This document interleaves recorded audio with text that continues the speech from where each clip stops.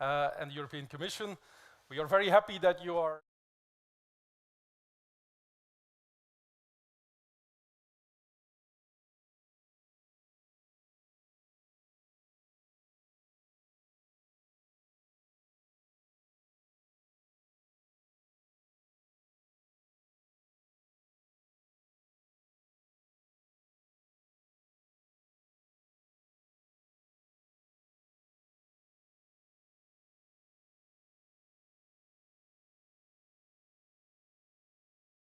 We are ready for 2 days of discussions, interactions, presentations, speeches, dialogues, exercises, activities, site visits.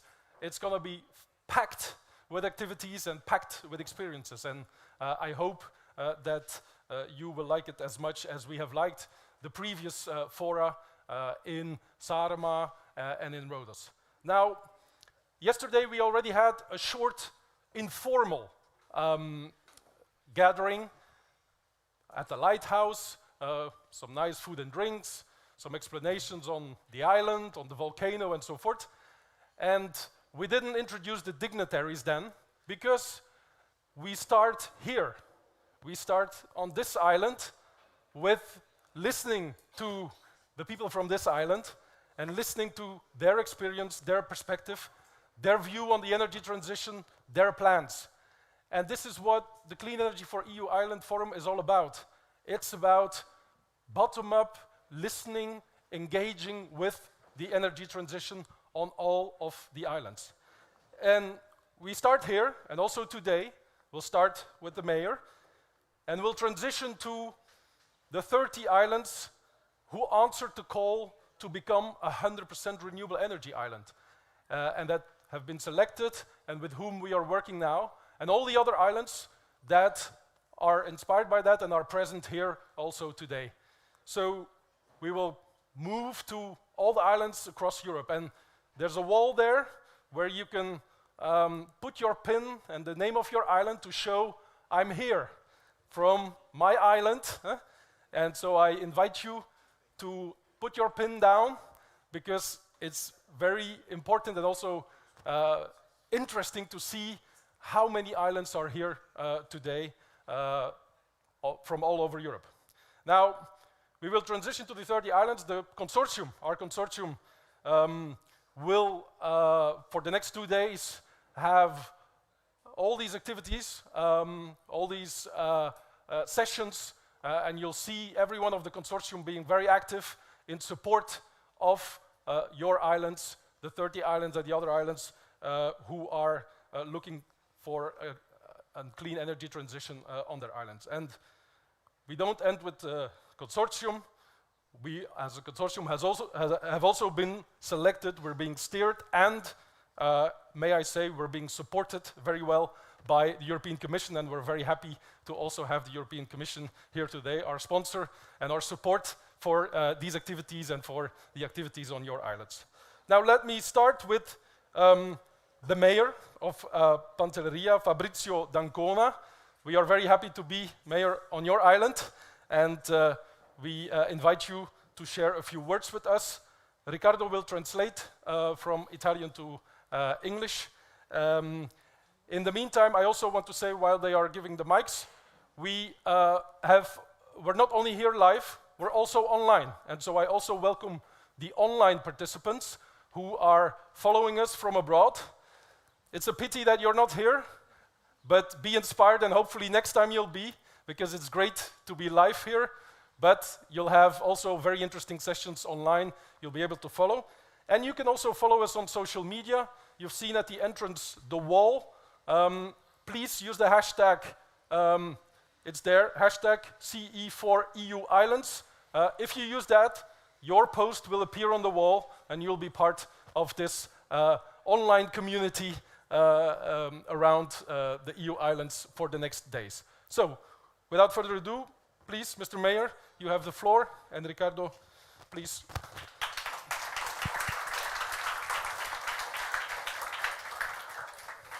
Buongiorno a tutti voi, grazie per essere venuti qui a Pantelleria. Vi ringrazio di cuore a nome mio e a nome di tutta la mia comunità. Good morning, everybody. Thank you for joining here the forum in Pantelleria, and I would like to welcome you from me and from all the community of the island. So che molti di voi vengono da lontano, da altre realtà insulari come la nostra, e che per arrivare qui hanno sostenuto un viaggio molto pesante. Questo è molto importante per noi perché ci fa capire quale segnale state dando per la nostra comunità e per l'intero pianeta, perché il problema legato alla sostenibilità, alle energie verdi è molto importante e molto sentito anche qui da noi. I am aware that many of you come from foreign islands, and several of you have had very long trips to join Pantelleria, and we are very happy of this, because this is a moment where we will discuss all together about the issues related to sustainability and energy transition. Siamo molto felici di vedervi qui presenti in grande numero, e sono certo che questa occasione sarà l'opportunità per tutti voi, per tutti noi, di sviscerare sempre con maggiore forza questo argomento che potrà portare un beneficio sicuramente ai nostri territori e al nostro futuro e soprattutto ai nostri figli. Of course, we are very happy of having so many people here at the forum, and we are sure that in the next 2 days you will discuss thoroughly the different issues related to the sustainability of living on islands, and we hope that this process will continue successfully, and we are engaged in it. Come con buona probabilità anche altri vostri territori, Pantelleria può offrire grandi opportunità in tema di energie rinnovabili, una nuova sostenibilità. La nostra amministrazione si sta muovendo in tal senso, ha recepito quanto già iniziato nel 2019 e una serie di progettualità sono tuttora in itinere.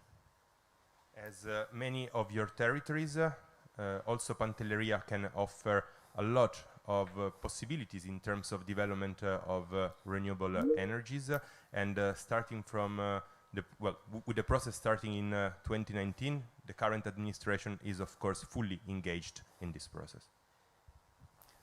Non mi dilungo sui particolari, anche perché so che ieri il nostro ingegnere Angelo Parisi ha abbondantemente dibattuto con voi tutto quello che in questo momento è in itinere all'interno del nostro territorio, con progettualità che sono già in stato avanzato, e speriamo di poterne portare avanti delle altre in tempi relativamente celeri, anche grazie al vostro contributo e al lavoro che si farà in questo forum.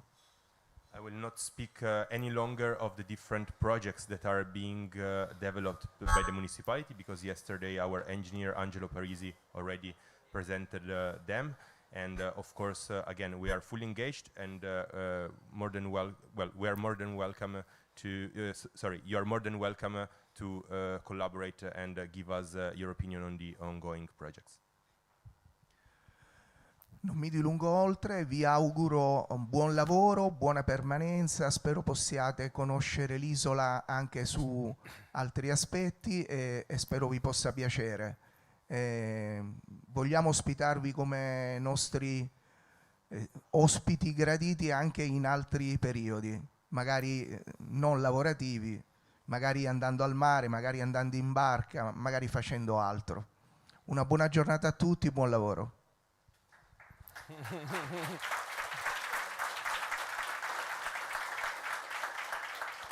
I wish you 2 days of hard but good work, and we hope you will have the time, this time or in another moment, to visit the island and take advantage of the different richnesses that are present on the island itself. Thank you. I don't need you to back or keep it for Thank you very much, Mr. Mayor, and we are privileged to be on your island, and I'm sure through the site visits we'll also discover the whole of the island, so very much looking forward to that. So next welcome will be done by Alejandro Ulzurrun. He's the head of unit, our head of unit, if I may say. Sorry to be so centric on the islands. From DG ENER at the European Commission. Alejandro, you have the floor. Thank you very much. Good morning, buongiorno. Well, dear Mayor, dear Director, Jan, thanks a lot, dear colleagues. It's really a pleasure to welcome you all on behalf of the European Commission to the annual EU Islands Energy Forum, which is the 9th forum that we are holding in this process. Let me say just a few words. When I come from Brussels, when we say we're going to say a few words, it's just 4 pages. So, but I'll try to be short, because what we are looking forward to is your discussion. First of all, I think it is written somewhere in our papers. The title today is Building Resilience Through Renewables. And this is really a pertinent concept, resilience. We have gone, the European Union has gone through very complicated years. We have undergone a very severe crisis, an energy crisis, with heavy impacts on the economy and on the energy bills that all European citizens are paying. Yet, we have managed to get out of this crisis. We have gone through. It's not yet over, but we have really made progresses in trying to get out of the crisis, and we did it in what I call the best EU way. And the best EU way is the way of solidarity and cooperation. So working together, the EU has managed to go through, out of the crisis, by helping each other, by learning from each other, which is, I think, what we want to do also today during these 2 days. So we came out of the crisis stronger, but we came out stronger, we have learned. And what we have learned is how important the resilience of our society is, and how important the resilience of our energy system is for EU citizens and business. And when it comes to resilience, the key word, the key concept, speaking of energy, is renewables. Renewable energy is key for the resilience of the European Union. And we have good news there. In the last 2 years, we have seen record deployments of renewables in the European Union. The pace of deployment for new solar installations in 2023 was 3 times up compared to 2020. Or when I talk about wind installations, 2023, it was the year where we saw the most installations built in a single year. But we shouldn't definitely rest on our laurels. We must, by all means, keep up our efforts, because the energy transformation is also very important for our competitiveness, for the competitiveness of the European industries, and to create wealth which can be distributed to all the society. And then, and I am almost at the end of my presentation or my introduction, we have to talk about islands. So islands, that's you, that's Pantelleria, that's why we're here. And the title of this forum this year, it's also about the power of the islands. That is a great title. I have checked with my colleagues, and we have, there is this idea that islands can be small, but when you add all the islands together of the European Union, 2,400 inhabited islands, we have more than 20 million inhabitants living in islands in the European Union, which, if we put together, will make up like the 6th biggest member state of the European Union. So there is an importance on islands, which historically have faced a number of features, such as high energy costs, frequent blackouts or frequent on the mainland, and dependency on fossil fuels. But that is history. Today, and as the mayor was saying, we are saying a broad understanding among island stakeholders that the transition, that the energy transition for islands is not a matter of choice. It's not a nice thing to have. It's something which is happening, which will bring positive development, and as the mayor was saying a moment ago, it's an opportunity. It's the opportunity for development for all the citizens of the islands and also for all the citizens in the EU. So, I will just stop here. I would like to thank the mayor. Thanks a lot, Mayor, for your hospitality. It's really a privilege to be here in Pantelleria. I think we take up your offer that we are going to enjoy these 2 days. We're going to come back as soon as we can. I also would like to thank the director of the Pantelleria National Park, Sonia Nelly. Thanks a lot for the hospitality and for the nice visit that we had yesterday. And of course, thanks a lot to you, Jan, for organizing, and to you and your team, yes, the amazing team of the Secretariat, who have done such great effort to prepare what I am sure is going to be a really nice 2 days of discussions. So, as I said at the beginning, I come from Brussels, and there is this perception that EU policy is made in Brussels. And that in Brussels you do all these regulations, you do all these directives, you work out all these programs, and that is EU policy. No, that is wrong. That is not the way to look at it.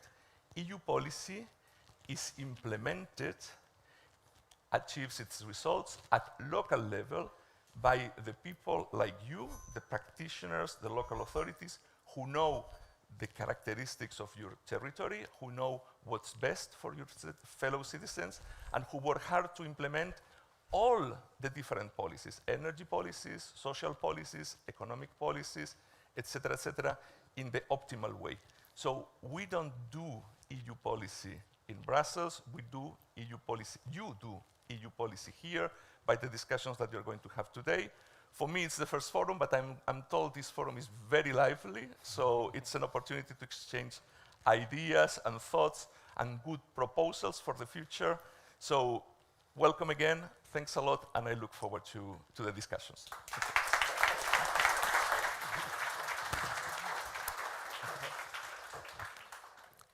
Thank you very much for these inspiring words at the beginning of our forum. And the last introduction today will be by Italo Cucci, the president of the Pantelleria National Park. Sonia presented yesterday the National Park, and the president will dedicate some words to us at the beginning of this session. Buongiorno a tutti, e sarò breve per davvero. Good morning, everybody, and I promise my intervention will not be long. Parlo in italiano perché il mio inglese mi serve solo per viaggiare, mangiare, bere e dormire, e in una comunicazione ufficiale devo parlare in italiano. I will speak in Italian because my English is just sufficient for traveling and especially to eat, drink and sleep, but I will give this official speech in Italian. Io sono giornalista e l'interprete, fra l'altro, mi conosce da bambino, siamo di casa. E soltanto una piccola cosa, che è una curiosità che ho ritrovato nei miei appunti. Pochi anni fa ho collaborato con una grande azienda italiana che si chiama Terra, che credo tutti conosciate, il cui slogan è cielo, terra, mare, un viaggio nella transizione energetica. I'm a journalist, and some years ago I've been collaborating with Terna, the Italian TSO, on a project called Sky, Land and Sea, a trip in the energy transition. Terna aveva un grande progetto che si chiamava Pantelleria, Free Island of Europe, e stava lavorando per portare quest'isola al centro della conoscenza europea per le sue qualità. Terna was working on a project named Pantelleria Free. What was the name? Qual era il nome? Pantelleria? Free Island of Europe. Pantelleria free island of Europe, and they were working for putting the island at the center of the energy transition process. Poi, come capita spesso in Italia, è cambiato un mondo politico e l'isola è rimasta solamente Pantelleria, bellissima, felicissima, bisognosa di, e voi siete qui apposta per un aggiornamento, ma tanto per dire che abbiamo avuto un'occasione straordinaria e io spero, concludendo, che si possa riavere anche grazie a voi. As it often happens in Italy, then the political framework changed, and this project didn't continue anymore. It stayed, of course, Pantelleria, a very beautiful island, and we hope that the process can be even stronger now. Buon lavoro.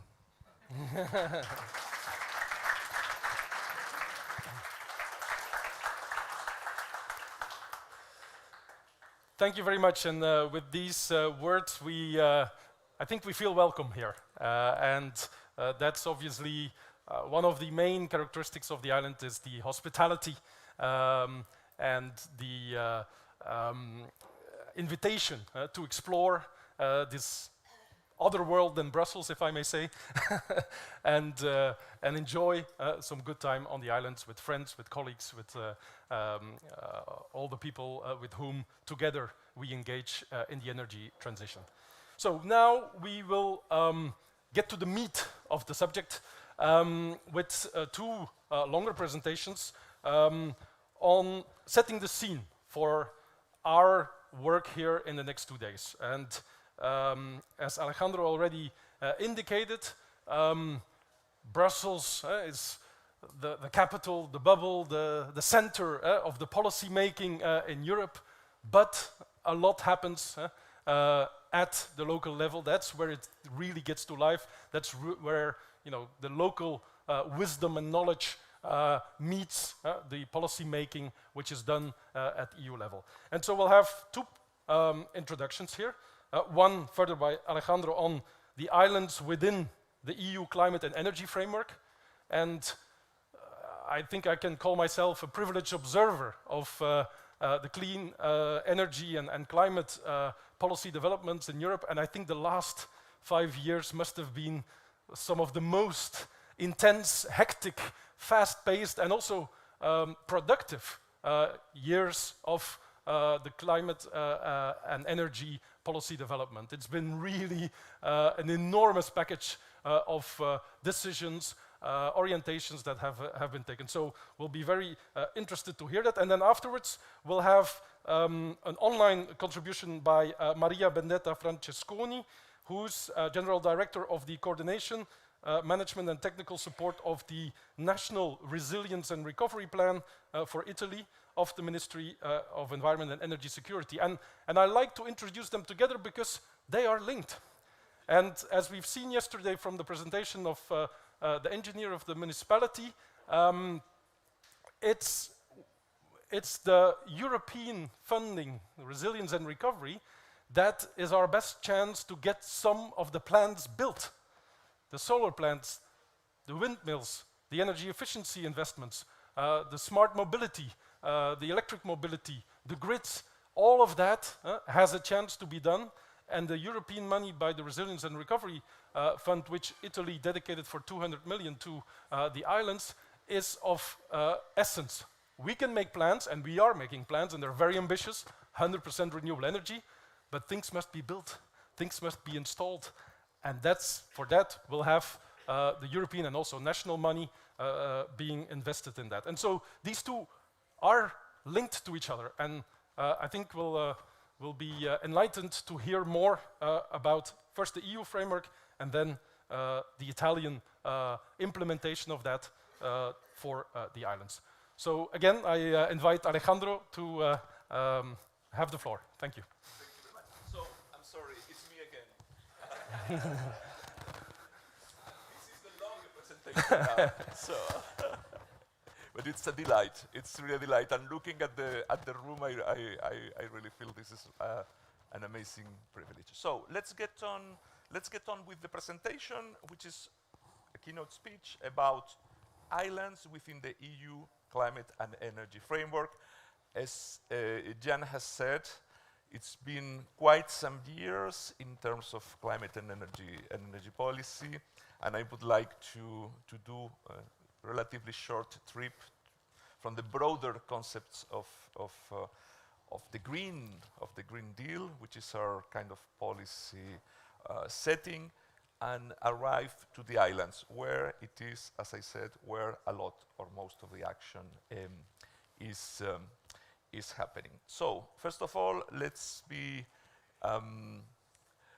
think about the good things. So we have a busy summer ahead of us. We have summer ahead of us, and it is never a quiet moment, and it is never a quiet moment for the islands in particular, because in many islands the tourist season is about to start, and this is a really important moment from the economical and social point of view.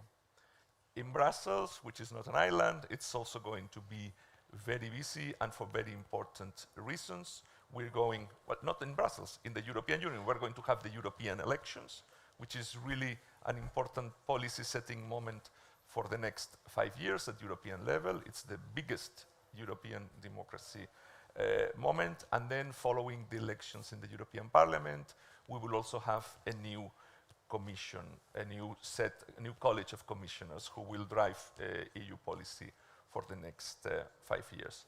So we are at a good moment now to take a step back and to reflect, as Jan was saying, about all that we have done during the last years, and what is the role that islands have played and will continue playing in the next years.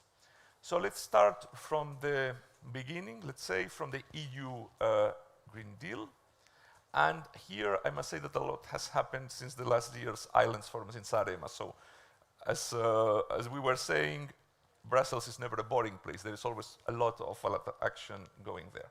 And what is important is that when it comes to climate and energy policy, the EU has practically completed the adoption of a very comprehensive package of legislation, which is going to set us on course to achieve the main objective, which is a climate-neutral EU by 2050, or in other words, it's an economy with net zero greenhouse gas emissions. This is an amazing and really important and ambitious policy objective with enormous implications. And what we have to keep in mind is that 2050 might look very far away, but there is no time to lose, indeed, in making the right investments to achieve that ambitions. Because the objectives are not going to be met by themselves. We all need to work very hard to meet them. And in that sense, to achieve the big objective, a set of interim targets have been defined for 2030 in what we call, in the Brussels jargon, the so-called Fit for 55 package. And this basically provides a set of targets and measures to ramp up the deployment of renewable energy sources and to increase energy efficiency overall. That's 2030. Then we have 2040, where we also have discussions for a further target with an ambition, as the Commission has proposed, to achieve a 90% reduction of greenhouse emissions, which means a full decarbonization of the electricity sector by that date. And to achieve that decarbonization, we need to make very important investments. And one of the areas where we have to make the most investments is the development and implementation and modernization of the electricity grids. Grids are really very important for the years to come if we want to achieve our objectives. That is why last autumn, the European Union adopted a European Grid Action Plan with concrete actions to get electricity grids up to speed by introducing guidance on regulatory incentives, etc., etc. Another important element to achieve our objectives of decarbonization is the energy storage. We need energy storage to achieve the energy transition, and here I'm talking about batteries, about pumped hydro, and other elements which help balance supply and demand in an electricity grid increasingly dominated by intermittent energy sources. So we need to manage this intermittency through energy storage. Public investment will be needed in that area, a lot of public investment, but the bulk of the investments that need to be done, they will have to come from private investors. And we only have 16 years to get there. The good thing is that we have plans, that the EU has planned, and as I said in my previous words, we have made plans to learn from the energy crisis and to accelerate the deployment of renewables. And those plans, which were prepared at the beginning of the energy crisis, were put in a package which was called Repower, Depower EU, which is a package which is based on EU solidarity, and in fact, whose second anniversary we are celebrating this week. So it's exactly 2 years ago that we put together this package, which has 3 main pillars, or which had 3 main pillars. The first one was for the EU to become less dependent on Russian gas by increasing our gas storage and diversifying our imports. The second pillar was to focus even more on the use of renewable energy and energy savings. And the third pillar was to reinforce the functioning of the European electricity market, to keep energy affordable, very important, and to protect consumers from extreme price shocks.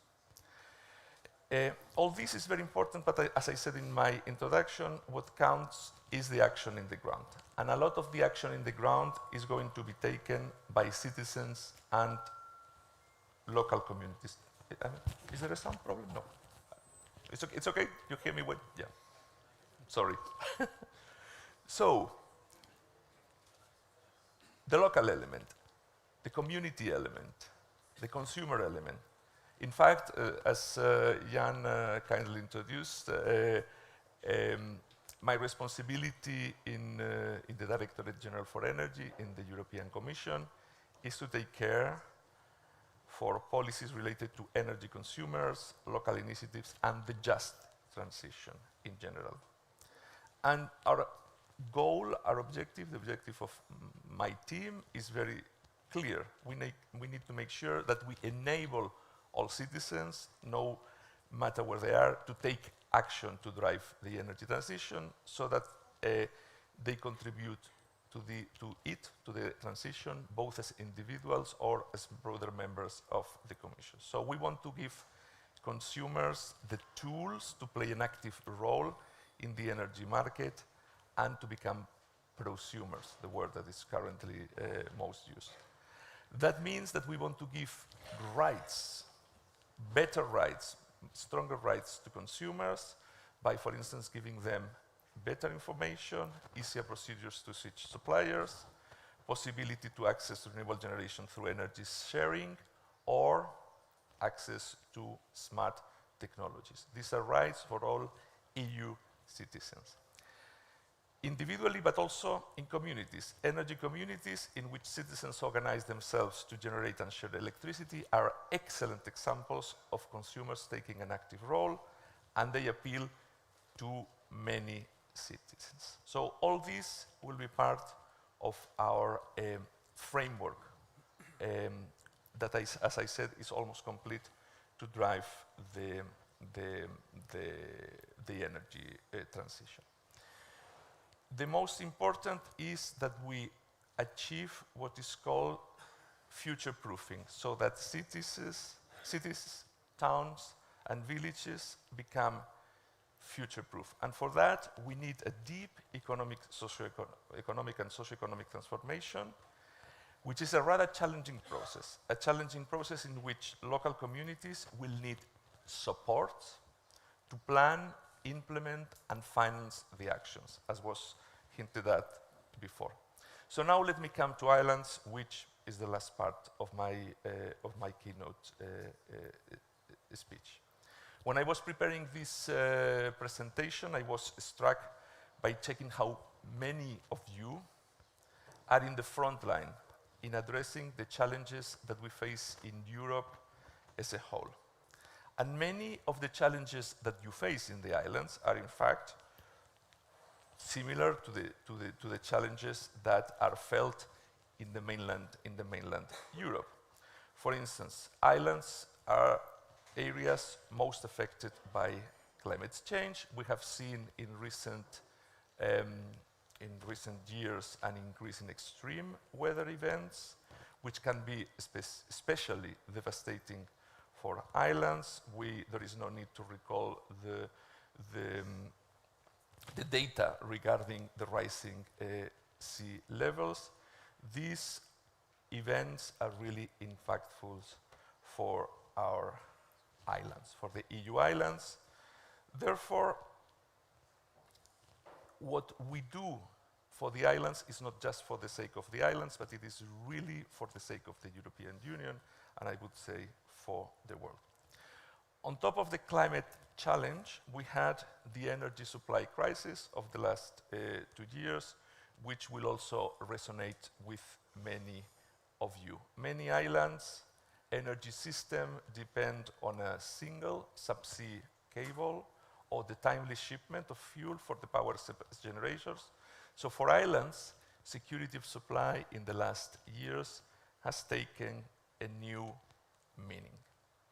Islands, nevertheless, as was said by the mayor, have an excellent opportunity here with renewable energy to increase their energy of security of supply.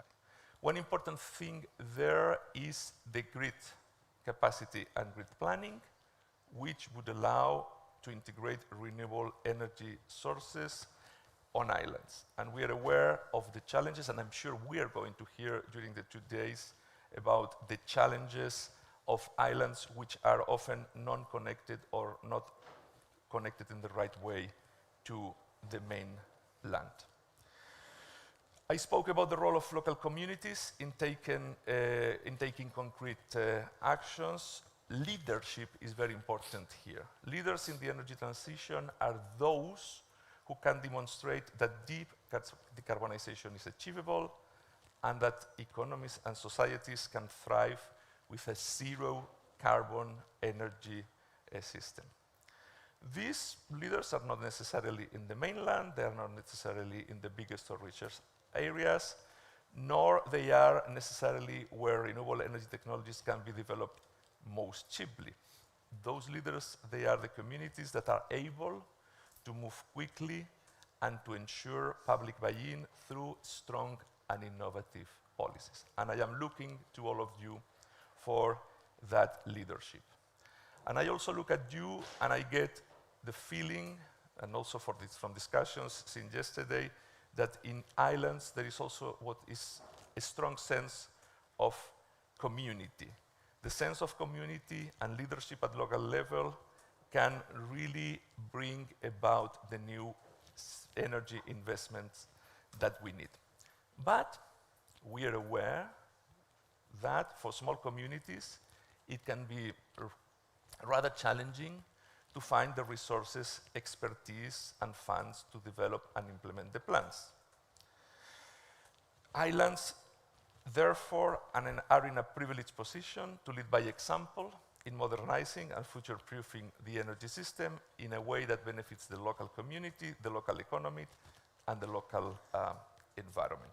And in doing so, not only looking at the sustainability element, but also at the economic aspects. I was very much inspired by the director of the National Park yesterday when you did the nice presentation, and you spoke how in Pantelleria, in the National Park, you try to combine the human action with the preservation of the environment and the nature, and they are not opposed, they are in synergy. So what we are talking here about is not only about energy, it's about economic development, it's about social development, and that is something that we need to keep in mind. But in order to achieve all this, support is needed. We all need support. We need to work together and help each other. We need support to develop the plans. We need support to develop the vision. We need support to develop visions into concrete plans. Then the money is needed. We have the plans, but we need to develop them into bankable projects. And then, I have already heard from many of you, there is the paperwork. There is a lot of paperwork, a lot of procedures that need to be done in the best possible way. And from some of you, I already got the impression that the administrative steps are a little bit of a hurdle. So we need to look into that. And we are going to look into it today and tomorrow. So that's the logic of this group, of this forum, of the Clean Energy for EU Islands, created by the Valletta Declaration of 2017. The message is very simple. We, the European Commission, with the help of the fantastic team of the Secretariat of the Clean EU Energy Islands, we're there for you. Since the start of this initiative, we have been motivated by the motivation of yourselves, of the islands, to be part of this movement. Up until now, more than 100 islands have engaged and developing and implementing plans and projects to take forward the green transition. And beyond this group, which is already important, the initiative reaches a much broader community of islands, which benefit from the research, which benefit from the solutions that are developed, which benefit from the experience in tackling legal and regulatory barriers, and which benefit from the experience with funding and financing advice, and in general with the sharing of the best practices. So, it's about community, it's about leadership, and today's and tomorrow's forum is really where these two elements combine. Here, by the way, Jan also mentioned the 30 renewable energy islands by 2030, which is an excellent initiative. We have there a lot of information projects about to start, and I'm sure we're going to be hearing about them later, so I will not expand. Today, one thing which is very important is that we tackle legal, regulatory, and administrative barriers. And as I said, I have heard it already from many of you. These can be real deal breakers for the implementation of the plans. We need to look at it from the broader perspective, and we need to take into consideration the inputs of all involved: national administration, local administrations, regulators, system operators, etc. This year, we will particularly focus on grids, on grid issues. As I said a moment ago, this is really very important. We will be releasing about a study and the results of a study, which I'm sure is going to help us drive our action forward. And it is the result of your collective action. We haven't prepared, this study hasn't been done in isolation, but really with your input to focus on grids specifically, which, as I said, is one of the key areas of work for the future. Okay, so I did a very long trip from the Green Deal towards local initiatives. I repeat what I said a moment ago: leadership, community, sense of community, sense of solidarity. These are the important elements that we will need in our work forward. What is very important for us in the European institutions is that we listen from you, that we learn from you, and that we contribute and work together with you in driving EU policy forward. So, my apologies for having been so long. Thank you very much.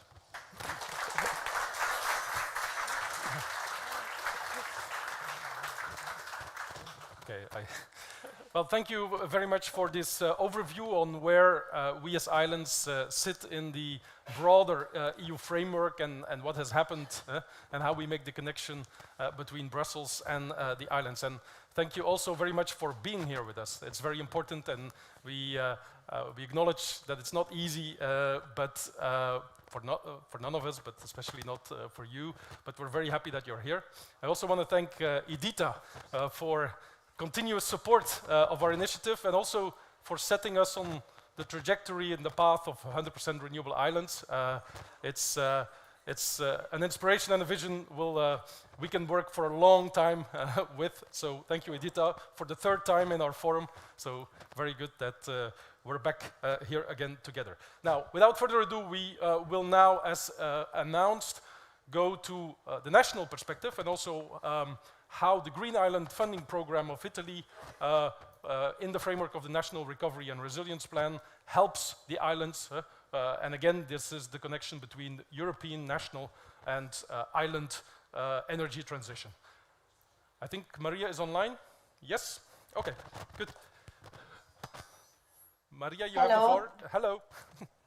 You have the floor. Hello. Buongiorno a tutti and good morning to everyone.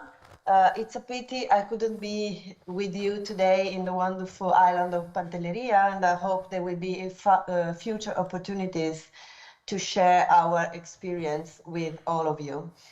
I am Director General in the Mission Unit of the Ministry of Economy and Energy Security, in charge of the implementation of the National Recovery Plan for Italy. Can you hear me? Yes, loud and clear. Okay. The Ministry of Environment and Energy Security has an allocation of 33.71 billion euros in the National Recovery Plan. And of course, there are several investments and reforms in the mission of the ministry, going from different areas such as reforestation of urban areas to renewable energy sources, and more recently in the REPowerEU chapter on strategic energy infrastructure to respond to the Russian and Ukrainian crisis. But I'm here today to talk about a specific investment included in the National Recovery Plan of Italy, which is the investment in Mission 2, dedicated to green transition and regarding green islands.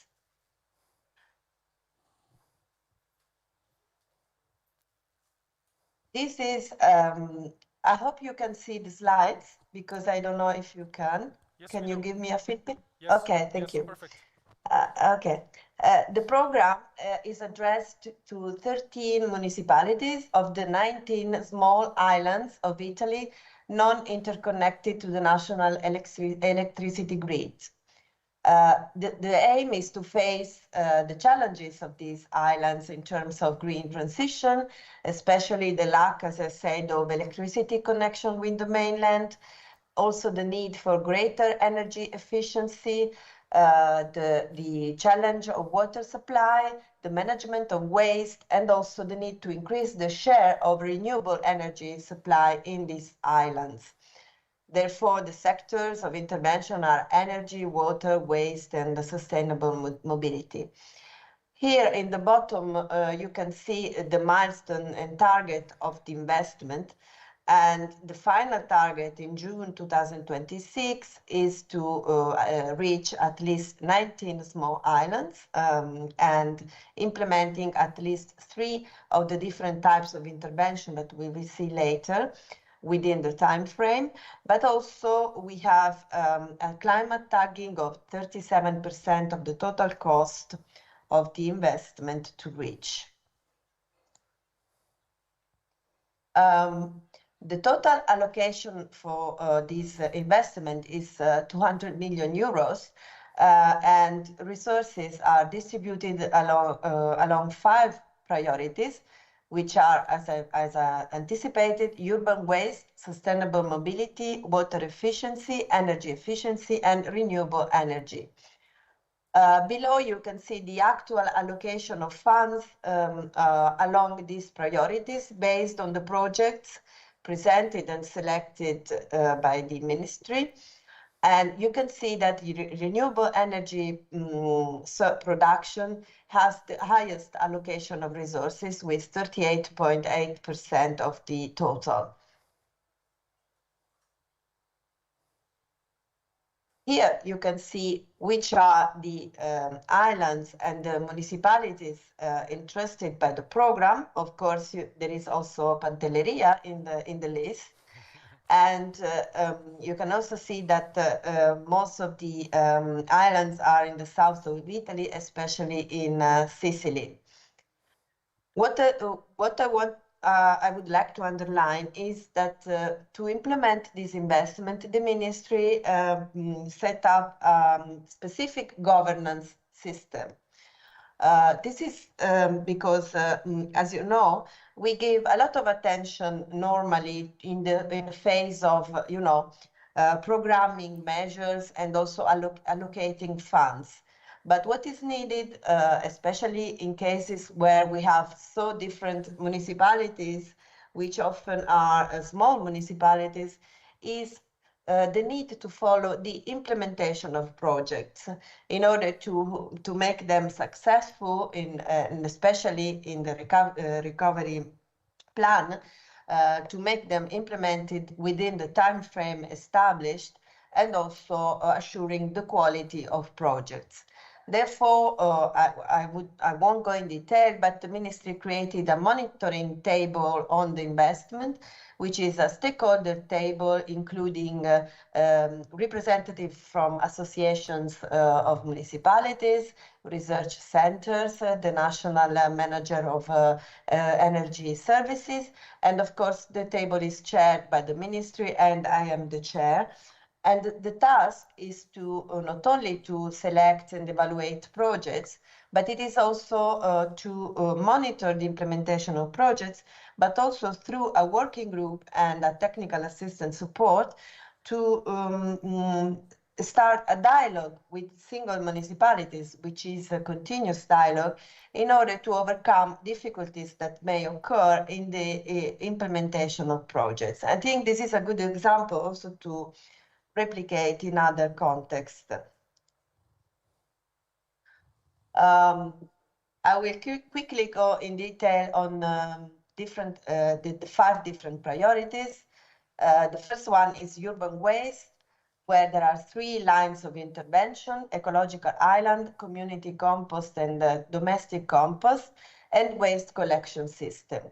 Here, I just wanted to underline that the main share of interventions is on ecological island in different municipalities. For example, Leni, just to make an example, installed a computerized eco island for waste collection in the harbor of the island of the municipality.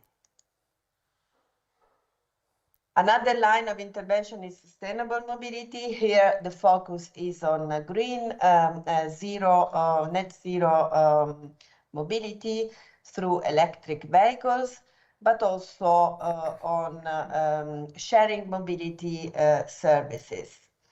Of course, I will leave the presentation, so I won't go in detail on the share of single municipalities and resources that you can easily see in the slides. The third priority is water efficiency. Here, there is a specific focus on desalinization systems in order to produce more drinking water in the islands. And also, the aim is to reduce the use of energy for to use the most efficient technologies in terms of energy consumption for desalinization. And the other important line is the construction of or the upgrade of water systems in the island concerned. And then with a specific reference to energy, of course, there is a line on energy efficiency, which is focused on public buildings in order to make them, of course, energy efficient, but also on public lighting systems. And here you can see the share of investments per municipalities. And last but not least, as I said, renewable energy production has the largest share of resources. The allocation for all the municipalities all the islands is of 77.7 million euros, which is not bad, I would say. The majority of resources are allocated on photovoltaic plants. And often these plans are also instrumental to the establishment of renewable energy communities in the islands. I just want to remember that the Ministry of Environment and Energy Security also has another investment within the National Recovery Plan specifically dedicated to energy, renewable energy communities, which was just launched in April this year. At the same time, in this line of investment, we also have the possibility to finance smart grid projects, which were mentioned also before.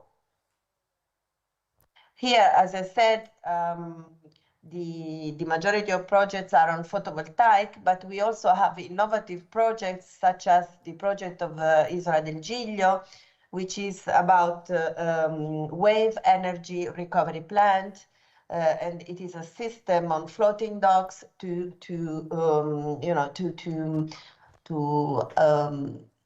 produce energy from wave movement, and together with storage system and this is something which can be replicated in other situations. On the islands, it will change the energy system on the islands, and it will have lasting impact. And that's my second point. For it to have a really sustainable and lasting impact, it's not just this one-off investment. It's about embedding it in a vision and a strategy for the island toward 100% renewable energy, because that will sustain all. Reflecting on the islands, and I've been luckily, unfortunately, to many by now, we are moving from a petrol-based energy system. I mean, basically on the islands, it's all petrol for the electricity, for the heating, for the mobility, to a solar plus powered system. And solar is really at the heart of it, and you've seen it in the presentation as well. I mean, it's always solar, but it's never solar alone. It's solar plus wind, plus batteries, plus hydro, plus flexible thermal, plus demand, plus electric mobility. It's always plus, but there's always solar. And I think that's very interesting to reflect on, because I was on a trip in Tahiti recently, which is as far an island as you can go from here. And the whole concept of the island, of the distribution grid operators, of the energy operators of the island, was making place for solar. Because it was solar beginning at noon, especially in the weekends, further towards the week, it was solar that was changing the whole system.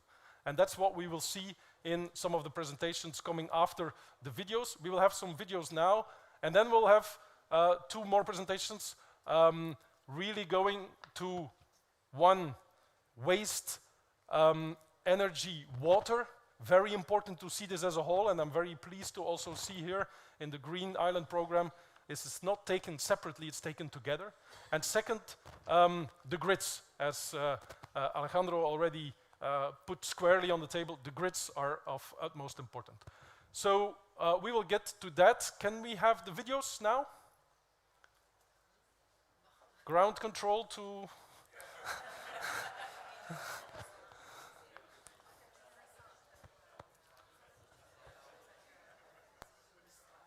Yes, okay. Hi, we are from Fejø. I'm Anne-Grete. I am Finn. And I'm Jan. The size of our island also makes it possible for us to be part of this European project, which is a unique opportunity to convert our island to green energy. And this is a task which would not have been possible without this project. I had the same over We have 2 windmills on the island, one 75 kilowatt windmill, which are shown here. They are nowhere enough to cover the electricity demand on the island. We dream of investigating the possibility to implement green energy sources on our island. So we are thrilled to be part of this project, and we look forward to work together with all of you. Hello to everyone. Astypalea in the last 3 years is in the center of publicity because of the actions where they are taking place on the island. They have to do with the general electrification of the cars, mobility. Also with the new hybrid power station we are going to establish at the island. So we have more than 50% of electricity produced by alternative means. And our aim and our scope is by 2030 to be completely neutral considering the CO2 production. Therefore, we're very happy participating in that program for the 30 islands, clean islands, till 230. Our community is on the Aran Islands in County Galway, off the west coast of Ireland. There are 3 islands, Inishmore, Inishman and Inisheer, with a combined population of over 1,300 people. The community-owned Aran Islands Energy Cooperative was established in 2012 by local residents to work towards decarbonising the 3 islands, as well as the challenges of developing a community-owned renewable energy generation project. Retrofitting many of the older buildings on the islands is also quite challenging on account of their construction. We will benefit from the support of the 30 Renewable Islands by 2030 programme by receiving technical support in the areas we need it most. We're at the early stages of developing a solar plant in our community and will receive support on site selection and a feasibility study on this project. The Secretariat will also assist in the preparation of the permitting documentation and a funding.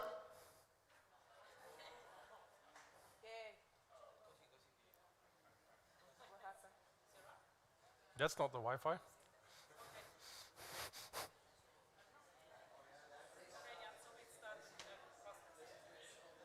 Yeah, but we don't have screen now. Okay. Kostas be next, and then we bring the video back, and I cannot reach her. So. Cannot reach her. Okay. Good. All right. Good. We continue. Yeah.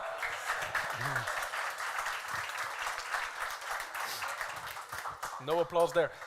Well, we continue the program. We'll have to skip some steps, unfortunately, because of technical issues. But the next speaker is here. That's already, that helps. So we will be listening to Kostas Komninos on the Kythnos Smart Island, and which is exactly about bringing together renewable energy and the waste, water, and so forth. And I think many of you know Kostas. We've known each other for a while now, and you know, in the beginning of the project, it was hard to get hold of him because it was very busy, very, very busy. And since this project is finished, I see him every week. You know, in the Azores, in Brussels, in some others have seen him, and now here. So this must have been a really intensive project. So I'm very keen to listen to what Kostas can bring us about the sector integration with renewable energy. Kostas, you have the floor.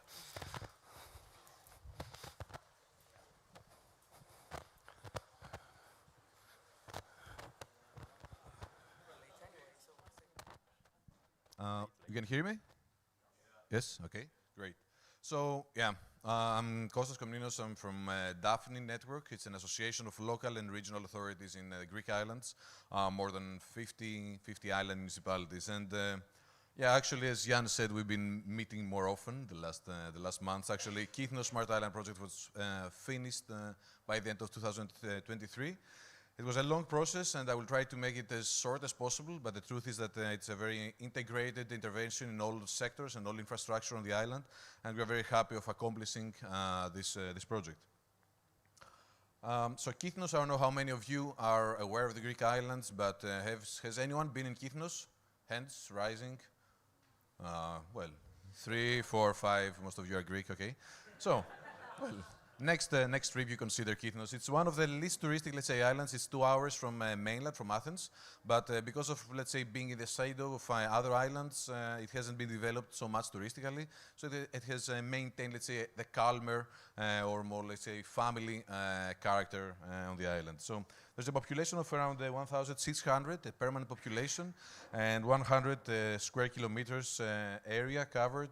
Well, in terms of energy, you can see on the right side, it's about 3 megawatt peak load. So yeah, islands, most of you are familiar in Mediterranean islands. They are very popular about their beautiful villages and beaches. Visited mainly in summertime. They are very known for their cultural heritage, their music. Well, Kythnians, or as they are called also the guys from Thermia, because they are also a thermal spa on the island. They are very known for their dances. So it's Balos dance. They are dancing in couples. They are, well, broadly accepted in Greece as the best dancers in Balos, and this is not to be, judged or considered. And a lot of gastronomy, a lot of honey, thyme honey, and a lot of products based on milk, goat milk and sheep milk. Well, typical things from the islands. Most of the islands, in the same also climatological areas have the same products. But besides that, Kythnos has been a testbed and a living lab, one of the first living labs on energy production and management back in the 80s, and a collaboration between the German Ministry of Energy and the Greek Ministry, and also the thermal power producers at that point. So in 1982, actually, there was the inauguration of a first wind farm in Europe. And here you can see the history. It's like 5 very small wind turbines. And then gradually during the years, for a couple of decades, there were further developments with PV installations. The first PV in Greece actually was installed in Kythnos, and also management systems that managed at some point around 2000 to produce most of the electricity from renewables by the integration also of Vestas 500 kilowatt wind turbine. And the island was more or less 100% renewables-based production. After a point, we got the system and the whole electrical systems in Greece unbundled, and things got more complicated, also between the collaboration of the DSO, the thermal producer, etc. Okay, thank you. So around 2015, we started discussing with the municipality about reviving, let's say, the testbed and the island as a living lab. Due to the fact of not also having a very clear, let's say, touristic or economic development, let's say, trajectory, so trying to mobilize this heritage and this legacy of the island as a testbed. So, yeah, rebranding, let's say, is a new vision for sustainable economic development that would foster the broadening of the tourism season, all while reducing the negative impacts of the relevant activities. We try to build momentum with the support also of European organizations like the European Economic and Social Committee, visiting the island and including the island among 6 islands about Smart Islands reports. This is back in 2016, as you can see. We've been working with islands many years now, so there is a lot of information there. We managed to get the island in a Horizon EU-funded project on battery storage and grid integration systems, and this was very helpful to put the island back in the map of innovation. We worked with the National Technical University of Athens and the DSO. We had the local meetings in the island, so the locals, they got also used of having, like, again, foreigner scientists on the island discussing about issues and innovations, so they realized that, okay, the testbed of the island is not dead, and we're still here. We try to combine that with visits on the island about sustainable tourism and hiking trails, and also connecting innovation with the actual landscape and the cultural heritage of the island, and involving a lot the locals also in the planning of the infrastructure, discussing about potential locations for installations of battery storage, EV charging stations, all that back in 2017. In the meanwhile, we've been working a lot on the integrated territorial interventions, as Jan said, and sector coupling. So we had launched this collaboration among European islands, the Smart Islands Initiative. And what we try to say there is that, okay, energy, of course, is the backbone. We need energy, and we need to decarbonize our islands. But on the same time, there are significant challenges on the islands when it comes to water, waste, transportation, and of course, all that enabled through governance, ICT, and new economic ways of collaboration. And there was a declaration at that point. So what we actually did is that we built on this integrated approach of the Smart Islands Initiative with a first use case in Kythnos, and we managed to secure 8 million euros financing for a period of 3.5 years, which actually lasted, I think, 5 or 6 at the end of the day, with different expansions, and the collaboration with the National Technical University of Athens and the funding from Siemens. That's the right position, I guess. So what about Kythnos Smart Island? I will try to make it faster. We have interventions in 6 sectors: energy and smart grids, transport and mobility, waste management, water management, street lighting and buildings and public space retrofitting. We tried actually to implement, and we implemented interventions in all streams. I will go through this very innovative microgrid in Kythnos. This is the first microgrid in Europe. It is an off-grid microgrid in an off-grid, in a non-connected island. So this is quite special. It has been, the infrastructure had been initially financed by European projects, and you can see actually the name of the village or the settlement is called, let's say, the Wall of the Donkeys. It's a Gaidromandra. And you can see the donkeys taking down to the location in the first installations, the diesel generators as a backup and the rest of the equipment. And actually we have about 12 summer houses there, fully seasonal, that they are all powered by PVs, batteries, and then smart energy control system on the island, also backed up by a diesel generator. But what happened? 20 years more or less passed, and there was fatigue on the equipment, there was malfunctioning, and we had already started working with the villagers there on the island, and we included the renovation of the project, of the microgrid in the whole project. So here you can see the first summer we repowered the diesel generator to ensure that we have a backup and we have an operation during summertime until we get the procurement of the new systems. Petros, my fellow here and head of energy and sustainable transport, he was on the phone with a Viber group, actually, with all the residents. And, you know, as you see here, they're all currently, we're monitoring very high electricity consumption of the system.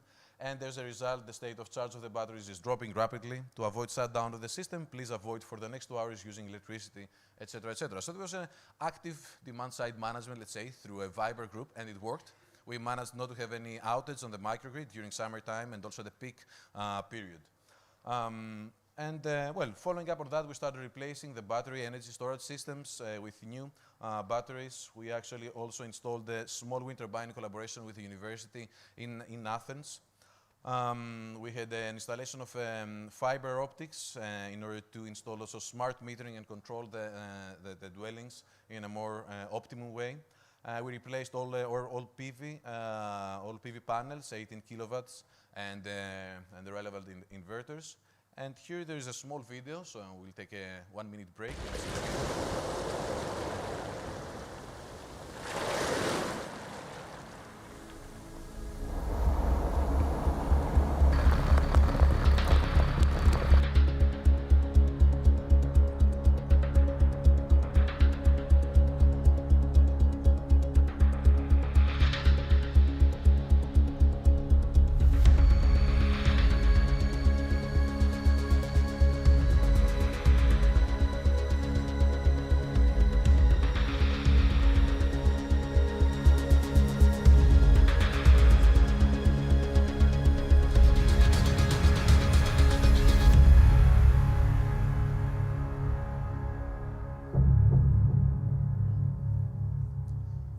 This small 3 kilowatt wind turbine, it's fully constructed at the Laboratory of Electrical and Mechanical Engineering department in National Technical University of Athens, and is currently producing electricity in the microgrid. Well, moving to electromobility, there was a lot of work done here again with a team, and Petros in the lead there with a charging station. Well, as you know, in small islands, the construction also of this kind of projects is it's very demanding and a lot of time-consuming. The people that you need to employ at local level, they are very limited, so it needs a lot of passion and a lot of effort to make things work. And it took time. That's why more or less we ended up in 6 years from 3.5. But actually, most of it was successful. It was the first island having EV charging station in heavy competition with Astypalea. We agreed with the ministry. We have 9 EV charging stations in Kythnos, and we have 10 in Astypalea, because there is Volkswagen there, so we need to to find a balance. I'm joking. But yeah, we also started this Kythnos Smart Business collaboration with all the businesses on the island, not all the businesses actually. Here you can see the map. So the dark blue, let's say, pins, they are the public accessible EV charging stations, and the light blue, they are the ones that they are in hotels and restaurants. So we try to cover geographically the island because we don't have everywhere public, let's say, parking spots. So in this way, we try to even at the southern part of the island and the northern one, to have infrastructure in place for charging. So this worked very fine. You have to know, like tourists, there were a sharp increase, and we have like Teslas fighting to charge, like 2 Teslas on the same charging stations. There was the police had to come because the one, fighting with the other. Oh, seriously, yeah. I was present.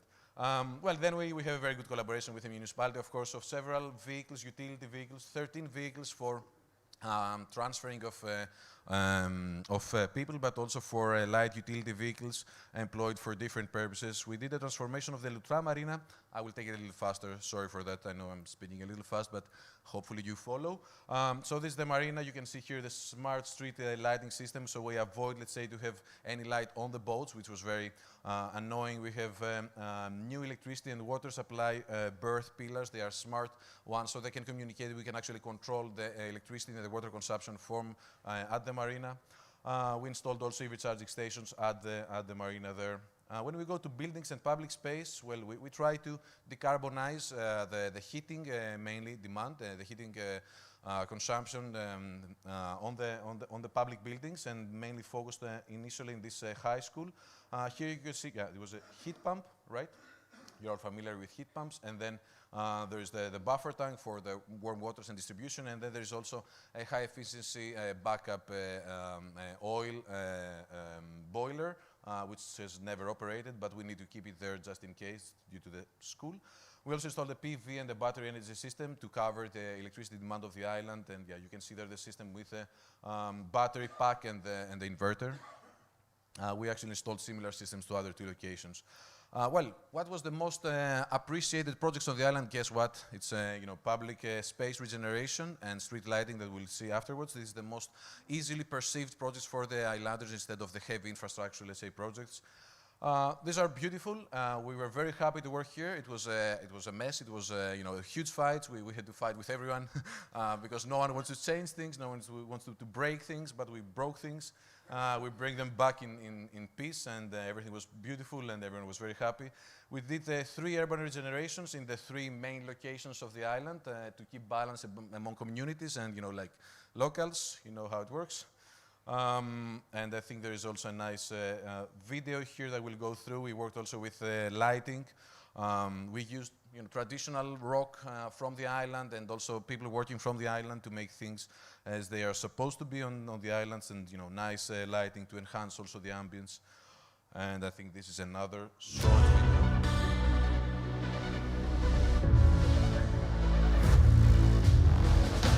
This is how it used to be the main square in front of the town hall.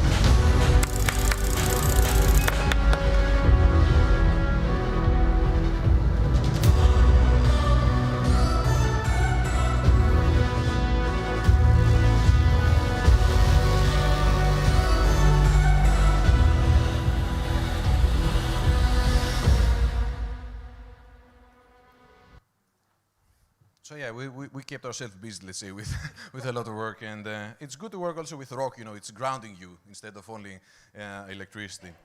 Now we'll speed up very much. I mean, you're all familiar with street lighting. I've seen a lot also in Pantelleria.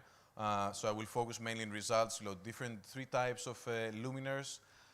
You can see before and after with LED luminaires, and mainly the result that we need to take care of having. You can still see the white spots, that they are not the luminaires changed, but with the right temperature and the right selection of luminaires, you can get a very good result. And also adaptive lighting, there's a smart control, and you can actually adapt also the load of the luminaires. In water management, very quickly, you're all familiar with Greek, I guess, right? Yes. So we worked a lot with coupling water and energy.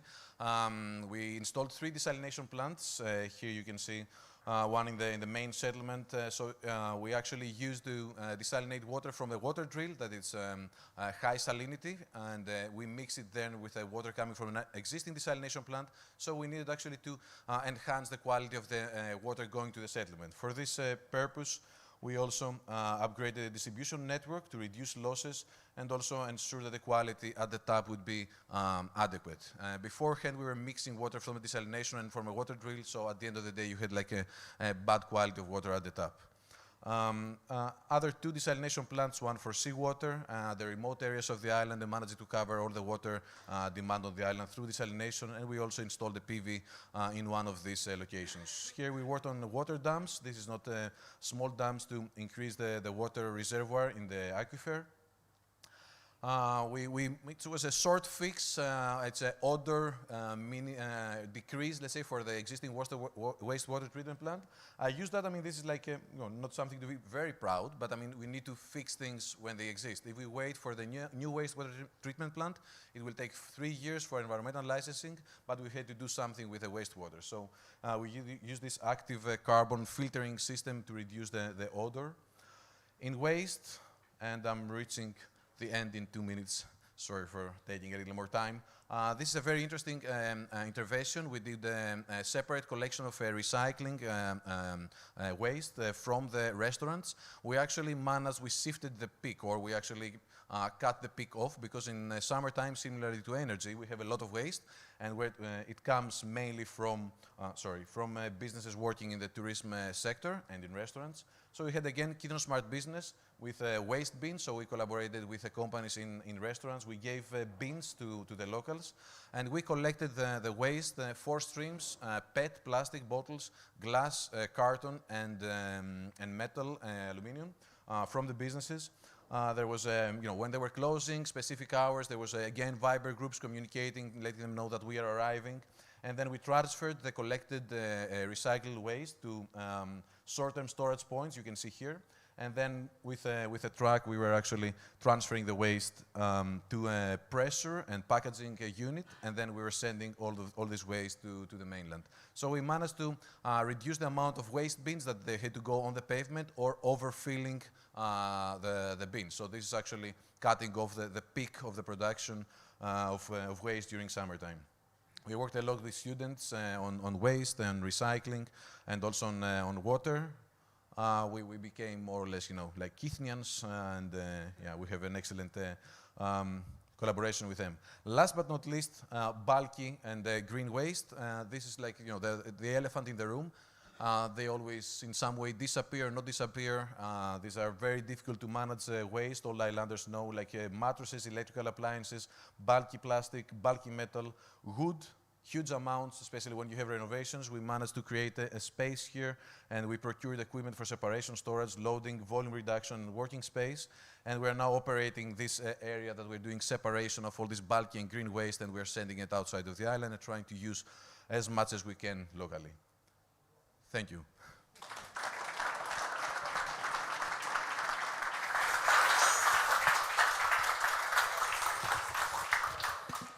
Well, congratulations, I should say. This is as integrated and complete as it gets. It was very fast, but Kostas is here. You can inquire him, and Petros as well. You can inquire them about all the details throughout the forum. So I want to apologize for the technical glitches, and so we lost the intervention by Mrs. Francesconi. She says that she's sorry that she couldn't finalize her presentation and say goodbye to you, but she sends her greetings, and obviously we are we apologize to her and the ministry for not being able to take in her presentation. It's unfortunate, but the slides will be available and we'll be able to catch up with it, but I think we got the main gist of the presentation. So we will continue now with a piece of our own. And this is the study, the grid study that Alejandro already talked about.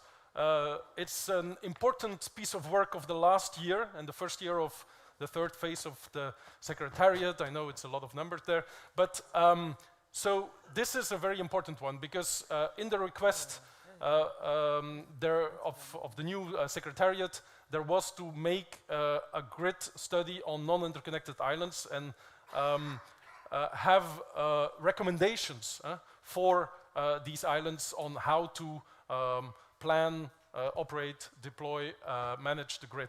And this is very, very important, as we've seen, because whatever we do in terms of energy transition, and that's only one part of the bigger picture, whatever we do, we will need these grids to operate fully, so we have not only clean energy, but also comfortable energy, energy that delivers the needs of the local communities. And Lucija has been of the Clean Energy for EU Island Secretariat, think E, our long-term partner in the energy transition. Lucija has been spearheading this work together with many people of the consortium, but much broader than this, together with DSOs, regulators, and national and local authorities. She will explain all of it, but I should say it's a remarkable piece of work, because for the first time in the history of the Clean Energy for EU Island, we've been able to really set up a very constructive and positive working relationship with DSOs and regulators and come to these conclusions that Lucija will present. And I think it's an important piece of work that we will benefit from for a long time. So Lucija, you have the floor, and she will present the recommendations of the study, and then we'll get active. So bear with us, and we'll have a very active session afterwards. Thank you, Jan. Thanks. All right, I'm gonna go up because I was looking from the back, and it's better. You see me better at the back. I have just one question. We have lost one wallet. It's a black wallet. So if you see a wallet under your chairs, just let Luisa know at the back and give it to her. So don't have to check. When you're getting up later, just check it, yeah? All right, thank you. So my name is Lucija Rakočević. Some of you had a chance to meet me these days. If not, I hope we have a chance to talk today and in the coming days. I come from Tinki and I'm part of the Secretariat. Originally, I come from Montenegro, so you see a pin of Montenegro on the map there. Today, we heard already from Alejandro, we heard from Jan, we heard also from Kostas. European Commission has developed, of course, the Green Deal, and then there's been Fit for 55 and Repower EU, which all of them sort of set the path to decarbonization and the use of renewable energy. And in this process, we have really pushed for support towards renewables and support towards energy efficiency. And somehow, in between, we are catching up on, okay, we really need to support the grids as well, the grid development, upgrades of the grids, because otherwise transforming our energy system is going to be difficult, yeah? So I'll show through the presentation the path that we took to get here and the study and some of the recommendations of the study. However, the session is not just me talking, so we'll have, that's the first part. So I'll briefly go over the results of the study.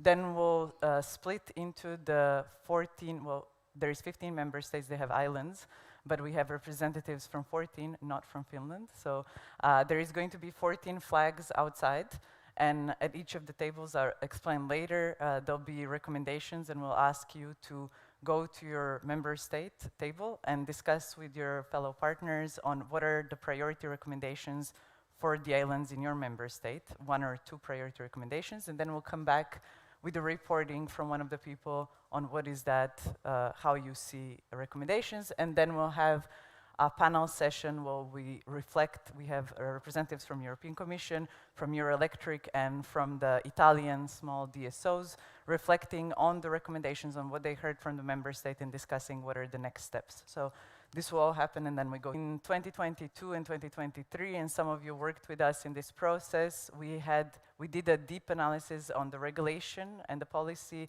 in 7 member states, where we looked into what are some of the challenges for energy transition of the islands.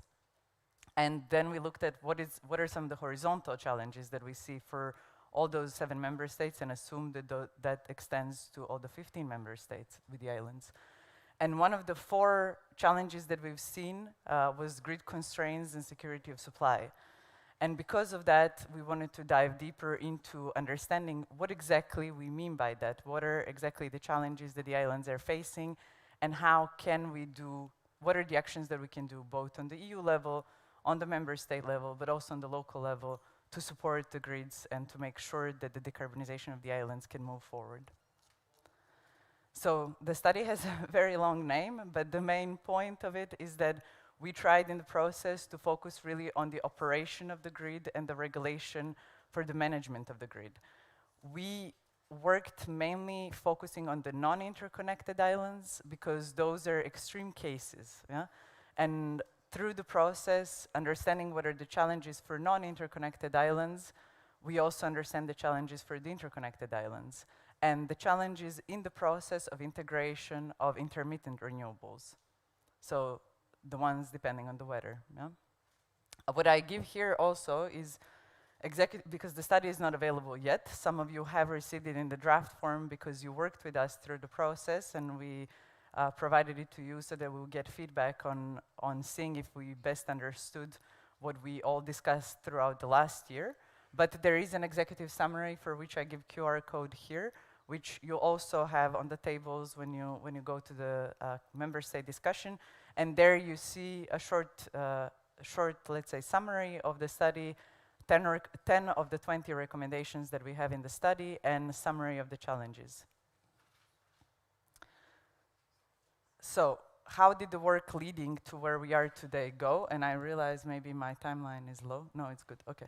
So we started in April last year as the 3rd phase of the Secretariat started, with initial research on the grid regulation for the 15 member states, in order to be able to choose 10 case studies for the non-interconnected islands, which we will use in the process. It was 10 case studies are either islands or groups of islands, and in some cases, even for the groups of islands, it might not be one system, one electricity system. It might be few electricity systems, you'll see in a second. And then what we did is, for those 10 case studies, we've really dived into what are the issues there. We contacted the stakeholders, mainly the system operators, regulatory agencies that are relevant for those islands, and the regional or the national governments. So in the process, during the summer, which was really great, they appreciated us contacting them during the summer, but we had about 40 interviews with all of these stakeholders, and we tried through that process to identify what are the key challenges that they're facing in the process of accepting additional renewables or planning to decarbonize further. Yeah? And based on that, we discussed, okay, what are the horizontal challenges that we see? How can we bring together all these stakeholders to discuss these between themselves and exchange some of the best practices or some of the ways that they operate their grids? So we had a set of online, I'll come back to that. We had a set of online workshops starting from October to December, where it was sort of closed workshops where we discussed with the stakeholders that I mentioned on what are the challenges. We had discussions specifically, for example, on integration of renewables and connection of renewables, on the batteries, or on the storage as well, the rest of the storage. Then how do we reach 100%, which is what the aim is for the 2030 islands. And then finally, we also discussed the investments, which come up, of course, with all of these. What you have here is a QR code to the results from those discussions. You'll see presentations from each of the 6 sessions, and there is also like a map of conclusions from each of the sessions. In the process, while we were having these workshops, because they started in October and finished in December, EU published the EU Grid Action Plan, which you heard about earlier, which is sort of a plan on how the grids are planning to support the energy transition of the European Union. Yeah? It's not only for the islands, it's for the whole European Union, but it's a really groundwork to which we can connect as the islands. And then based on the online discussions, we had 5 workshops in person in 5 member states, which are member states connected to the 10 use cases which we had. And those went on from November to March. Jan mentioned one that happened in French Polynesia. And in those cases, depending on the topic that was being discussed, the stakeholder group was wider, or maybe directed also towards industry, or maybe towards the civil society. Depends which were the challenges and the actions for that member state specifically. And then finally, we get to today, where we have the draft of the study, which we are now internally discussing, and which we hope will be published by May, June, something like this, so that you can also have a chance to look at it. What is the point of the study? The point of the study is that to understand both what are the challenges that the non-interconnected islands are facing, but also to understand that in the process of energy transition, we need to have system operators and regulatory agencies as partners. They have to be part of the system, and I'm really glad today to see that we have representatives from many DSOs and that we have representatives from some of the regulators as well. We're hoping that would be more, but we hope that that relationship gets built through this process and that you become integral part of the Secretariat and our actions as well with the islands. We'll hear later what are some of the next steps once the study is adopted, and how we see to further take this up with the 30 for 2030 islands, but also with some political action on the member state level and on the EU level.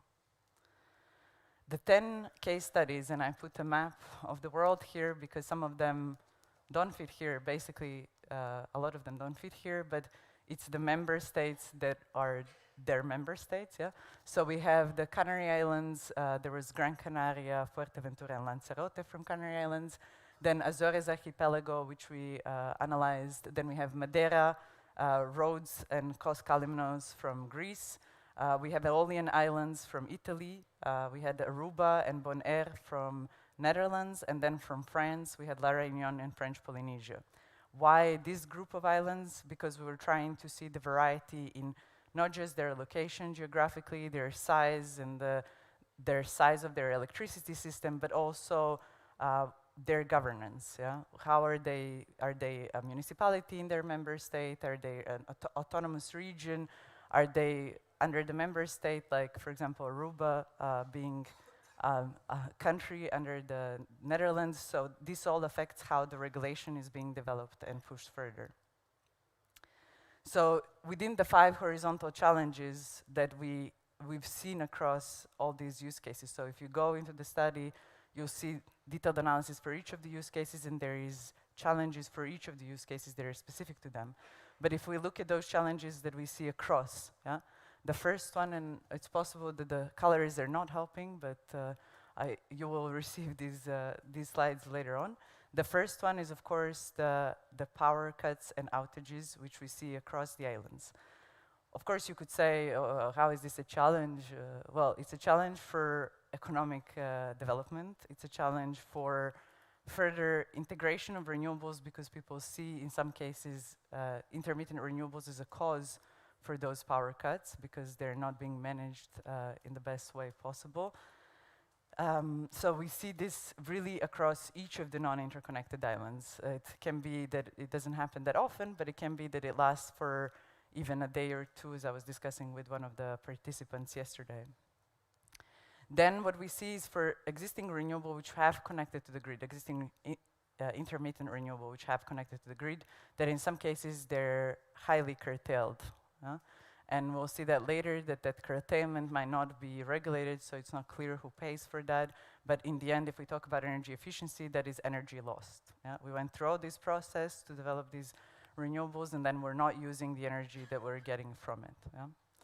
Then we have of course, the limited resources. We heard that from Kostas' presentation as well, for implementation of those good solutions. So we've also heard, okay, we know what are the solutions, what are the technical solutions. However, either we don't have people that are skilled to do this, there is not enough workforce in the system operator, or there is not enough investment or budget to do this because it's expensive, or there is not the right way to do this. So resources go across different aspects, and there is also resources to develop the regulation that is needed to be able to implement renewables in the right way. Then we have lack of smart systems and controllability of distributed renewables. So we know that what we like about, for example, solar, is that you can put a solar panel wherever you like. Yeah? We've seen it also at the airport, the thing that drives to the plane. You've seen it on top of the houses. You've seen it on top of the parking garages. It's a good thing of PV and also of wind that you can do this. However, a lot of these distributed small solar are not controllable. And if you collect them, if you were to aggregate them together, they would be like a one big power plant. But in the case that you need it as a system operator, you cannot do anything to manage it. It injects to the grid when there is sun, and you have to deal with it as a system operator. So you might say, as somebody who's not working for a system operator, well, too bad. But yeah, the goal for all of us is to have a reliable and resilient system. So we need to work together to make sure that the regulation that helps the system operator work makes sense, but that also that regulation makes sense for the producers, that it's also not too, let's say, restricting, that it doesn't make sense to install renewables. Yeah? And then finally, complex and fragmented permitting and connection policies, which I just mentioned. We see this because, yeah, as we're transitioning, as the energy system is transitioning, before electricity was not something that we necessarily looked into as general, as citizens. It's something that we had, and that's it. But nowadays, we have the power, as we heard about prosumers, we have the power to produce our own energy and become part of this energy system. And the regulation that is there and the forms that are there to connect to the grid, to operate the systems, to provide control or not, need to be understandable for a bit wider audiences than just electrical engineers. Yeah. All right. So now it goes through it. Okay. Well, it was supposed to do that. All right. Now recommendations. How do we structure these recommendations?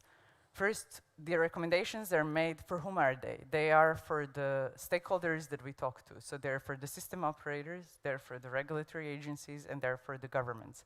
Of course, as you see, there is horizontal recommendations that are needed for everybody, understanding that all the system operators need something or all the regulators need something. There is sometimes needs for guidance from the EU level based on maybe best practices or experiences from the other system operators, sometimes on the mainland, which can be used to help the system operators that are now tackling this topic.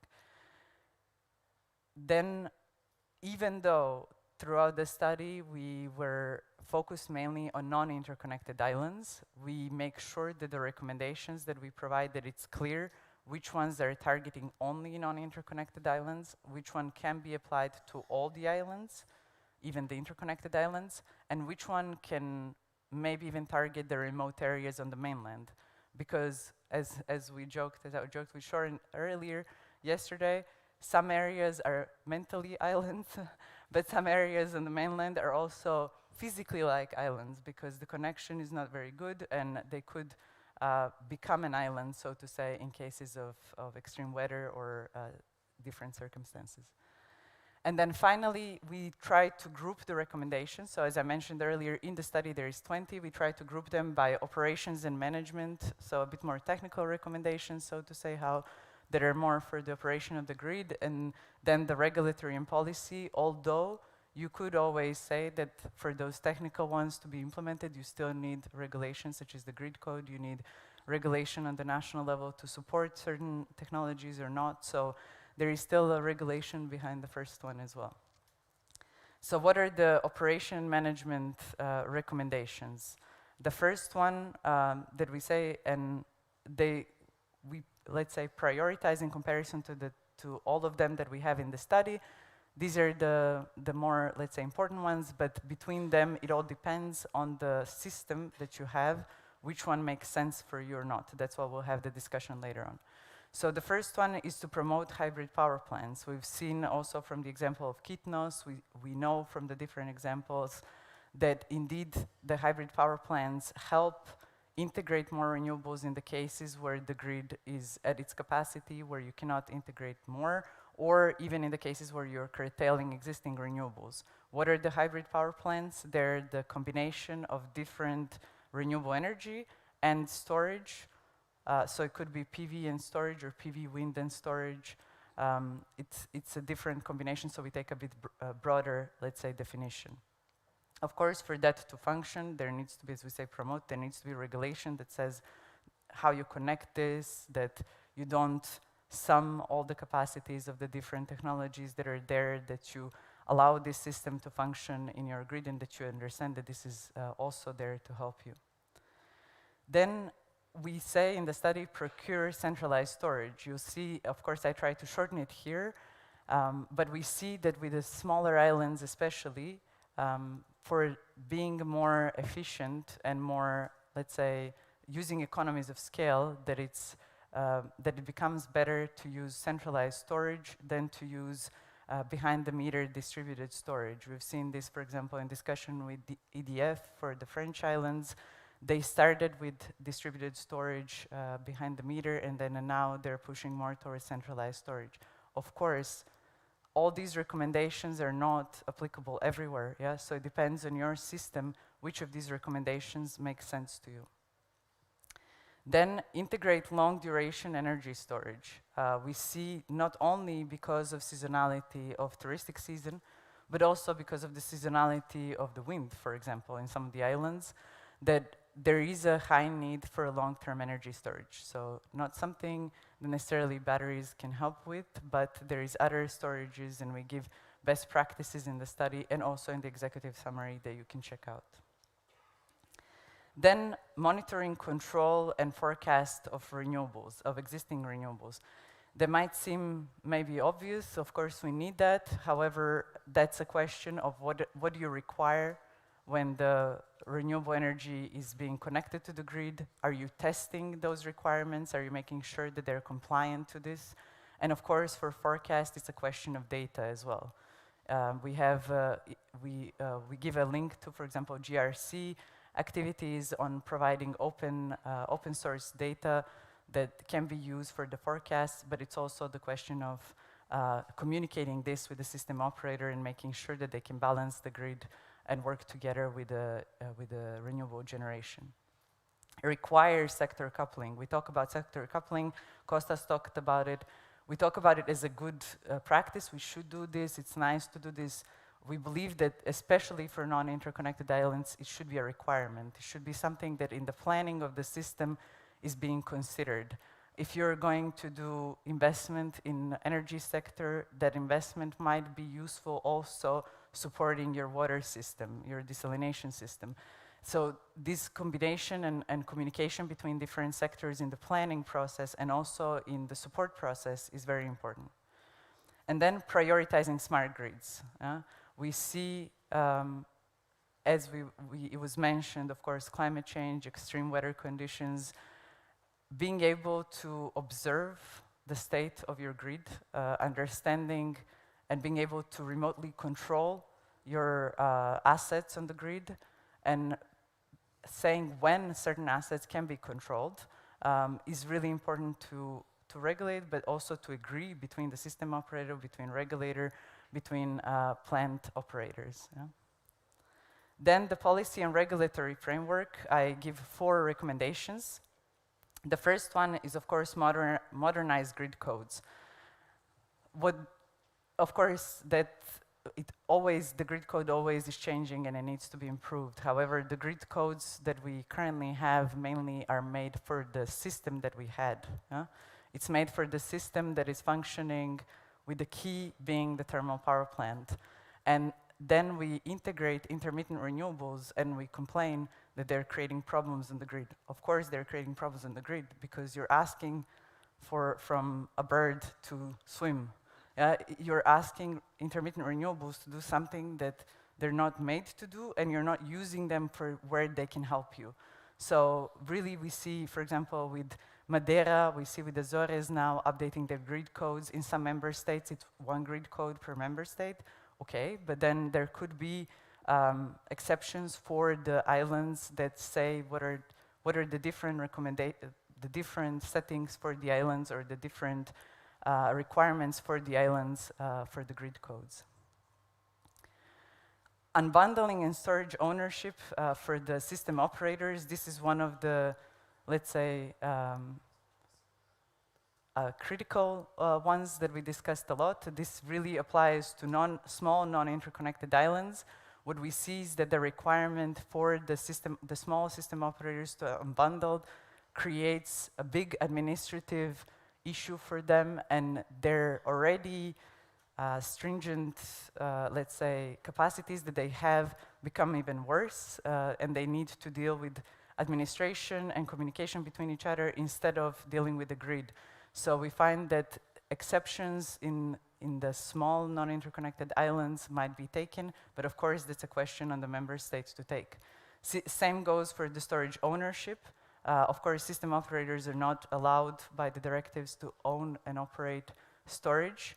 However, there is already a publication from Acer which explains under which conditions can that derogation be made. So we connect to that, and we find it really important, especially in the cases, for example, we see in small Azorean islands that nobody answers the tender, for example, for the storage on the small islands. In that cases, the system operator should be able to do this. Yeah.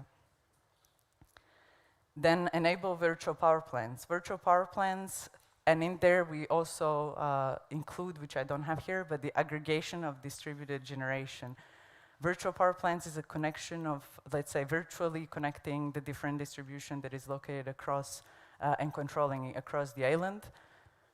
Of course, the system operator should work with the producers to make sure that the rules under which this is done make sense for both. But we find that this is extremely important and useful for the system operation, making sure that the energy transition is economical and efficient. Yeah. And then finally, I mentioned that already, we see that in many island systems, remuneration for curtailment is not clear. It's not clear who's paying for the energy that is not being injected, that is not being produced, but could be produced. And we could set certain percentages and say under this percentage it's on the producer, above this percentage it's on the system. It's something that needs to be clear so that we can de-risk the investments for renewables. And I close there, and I would like to go to the next part. So as I mentioned earlier, what we'll do is we have 14 flags outside, but please bear with me. Yeah? We have 14 flags outside, and on by each flag we have this printed. Yeah? So it's the 10 recommendations that I mentioned, and there is the QR code to executive summary, which gives a bit more explanation of each of these recommendations in case there is a confusion. What we would ask you to do is to please go to your member state flags, yeah? Discuss with your fellow participants which one or two measures would be a priority for energy transition on the islands in your member state, and if there is a certain aspect of it that you understand this way or that way, or that is important for you or not, it would be good to know. What we'll do is during this process, you also have coffee, so you can take coffee during the process. We'll do this for 30 minutes, and then we'll come back here and we'll have one repertoire from each of the groups, and they'll give us one or two recommendations that they find important for their member state islands. Huh? All right, so thank you, and we'll come back here and discuss more. Yeah? Thanks.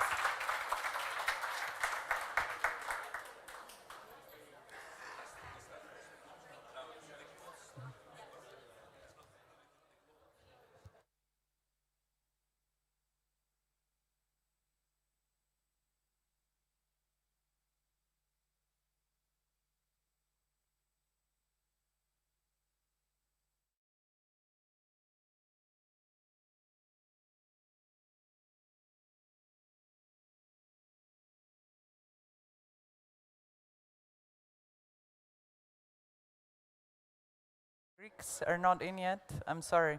I apologize for all the southern people. We take our time.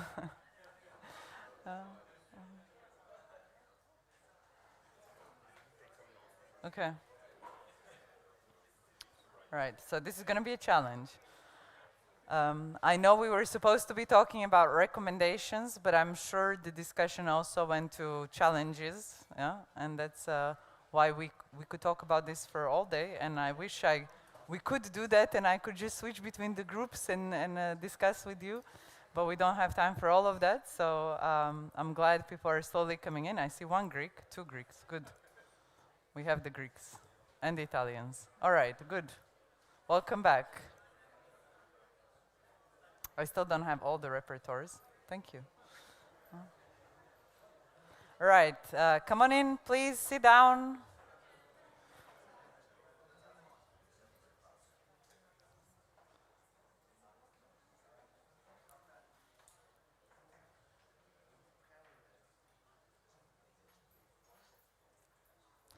There is a mic here for you.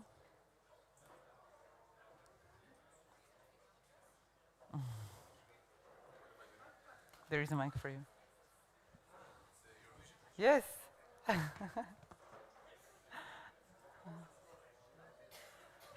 All right, so we'll already start as people are coming in. In this part, we would like to, as we're coming back all together, we'll have one person per each group tell us what is one or two recommendations that they found through the discussion is the most important for the islands in their member state. And I have Kostas joining me here. We'll have, maybe Kostas, you could first report on the Greece, no? On the Greek islands. No? Go ahead, yeah. Yes. So yeah, I mean, it took us some time. We're a lot of Greeks and all of us we have opinions. We are very lucky to have here from Greece. We have representatives from the regulator, from the DSO, from the public power company, the dominant thermal producer in the islands and maintaining the operation of the systems. And also a recently opened branch from HDF, a hydrogen producer in Greece. I think you have an inauguration next week in the French embassy, if I'm not mistaken. Well, that's good news. So yeah, we have a broadness, let's say, of participants and representatives, and also Mr. Vlachos, we will listen to him from the GRECO Islands Initiative in Greece. So there is also financing in Greece for the energy transition of the island. So we had a very fruitful discussion. The key point, although Greece, it's very known for the existing regulatory framework and codes for the hybrid power systems. However, due to the many systems and different systems. What we discussed is that we need actually to create a specification of the legislation for hybrid power systems, so as for very small non-interconnected islands to speed up the procedure for permitting, licensing, and the investment schemes. We're looking into possibilities of collaborating with PPC, but also with municipalities into the investment vehicles. And actually, we have unique systems. So we have like systems below 1 megawatt, let's say, peak demand. So it will be a unique hybrid power system that will substitute more or less the whole of the thermal production. So there are very unique conditions there that we need to look how we can go very quickly. There's no high, let's say, competitions of alternative hybrid systems or several hybrid systems. It will be more or less one wind turbine and a few PVs and a few batteries. And we need to do that, next year or 2 years and not to wait for... So if we had to put priority, it would be promoting hybrid power systems. Exactly. That's one Promote main hybrid priority. systems and then specialize the existing regulatory framework for the very small non-interconnected islands. All right, good. And another very quick point is that we put the other storage in second priority due to the fact that there is a lot of interconnections in Greece. So we prefer, let's say, to wait for the next 2 or 3 years to see how the interconnections are expanding and what's the momentum they are providing for additional renewable integration. And then we can also assess what are the needs for centralized and long duration storage. All right, thank you, Kostas. And as Italy is our host, Riccardo, please give us a short, one or two priorities that you concluded. Notably, there were more than 20 people at our table, representatives from DSOs, including the Pantelleria one, but also the Association of the Small Italian DSOs, representatives from the islands, and also representatives from the Ministry of Environment and Energy Security. So if I have to, of course we discussed of several topics, if I need to summarize the two key topics and the two key recommendations that arise from our discussion are, first of all, the development of a supporting system for investment in storage. So we know that storage can have very high capital investments, and the amount of capital investment required for storage is not comparable with the economic balance of the small DSOs operating on most of the Italian islands. So something has been done in past, but there is a need for further developing and having a more stable mechanism in the next years. I understand we'll also visit one of the storage systems here in Pantelleria, right? Exactly, exactly. So Pantelleria, luckily, has the largest storage system on the non-interconnected Italian islands. We will further discuss it later. Little spoiler, it's a 4 megawatt lithium-ion storage. This was built thanks to a public funding, but there is need for replicability. Of course, 4 megawatt is a very important storage, but that's not enough for going to the 100% renewables. Second topic, we have, our recommendation is to further discuss between the ministry, the DSOs, and all the different stakeholders involved in the management of the electricity systems of the small non-interconnected Italian islands, a possible derogation to the directive EU 944 of 2019. And some islands across Europe, including recently Malta, asked for this derogation, and this would possibly enable the development of a dedicated regulatory framework for the small non-interconnected islands, on which for sure the open market is not fully applicable. So the principles of the open market that we see on the mainland are not fully applicable. And that's regarding the unbundling. And that's perfectly in line with one of our key recommendations. All right. Thank you, Ricardo. Thank you. Thanks. Avril, could you please report on the Irish islands and the discussion that we had? So 1 or 2 priorities that you've seen. Well, I think we could have spent the whole 2 days talking about the different recommendations and the challenges that we have on the Irish islands in terms of decarbonisation. At the moment, we have no large-scale renewable energy installations on the islands at a very large scale. But 2 of the biggest issues and the biggest recommendations, I suppose, that we had were the planning. So that's very, very difficult to obtain planning permission, and I think that needs to be refined and simplified for community groups and for our island communities in order to achieve our decarbonisation. And the second thing was also, I suppose it touches on 2 of these, which is to avoid curtailment at all costs by allowing us to couple it with sectors, so to prioritise the sector coupling, so that anything that we need to store our energy, battery storage will be very important also in order to ensure that we are able to feed the grid with power for a longer duration and balance it a little bit more and avoid the intermittency on our grid. But we also need to have the ability to couple it with the sectors in the area so that we can get the most benefit from any installations that we do install. Thank you, Avril. Thanks. And indeed, the discussion as I was joining for the Irish table was on the lack of capacity that the grid has, and then we discussed a bit on the planning of the system operators for the investments, and we'll discuss that a bit in the panel as well. Jan, could you please join us for the Friends group, or who do we have for the Friends group? All right, go ahead. Hi, Felix, go ahead. Hello. Yeah, because Jan is not French, so I am. So French islands, they are very different.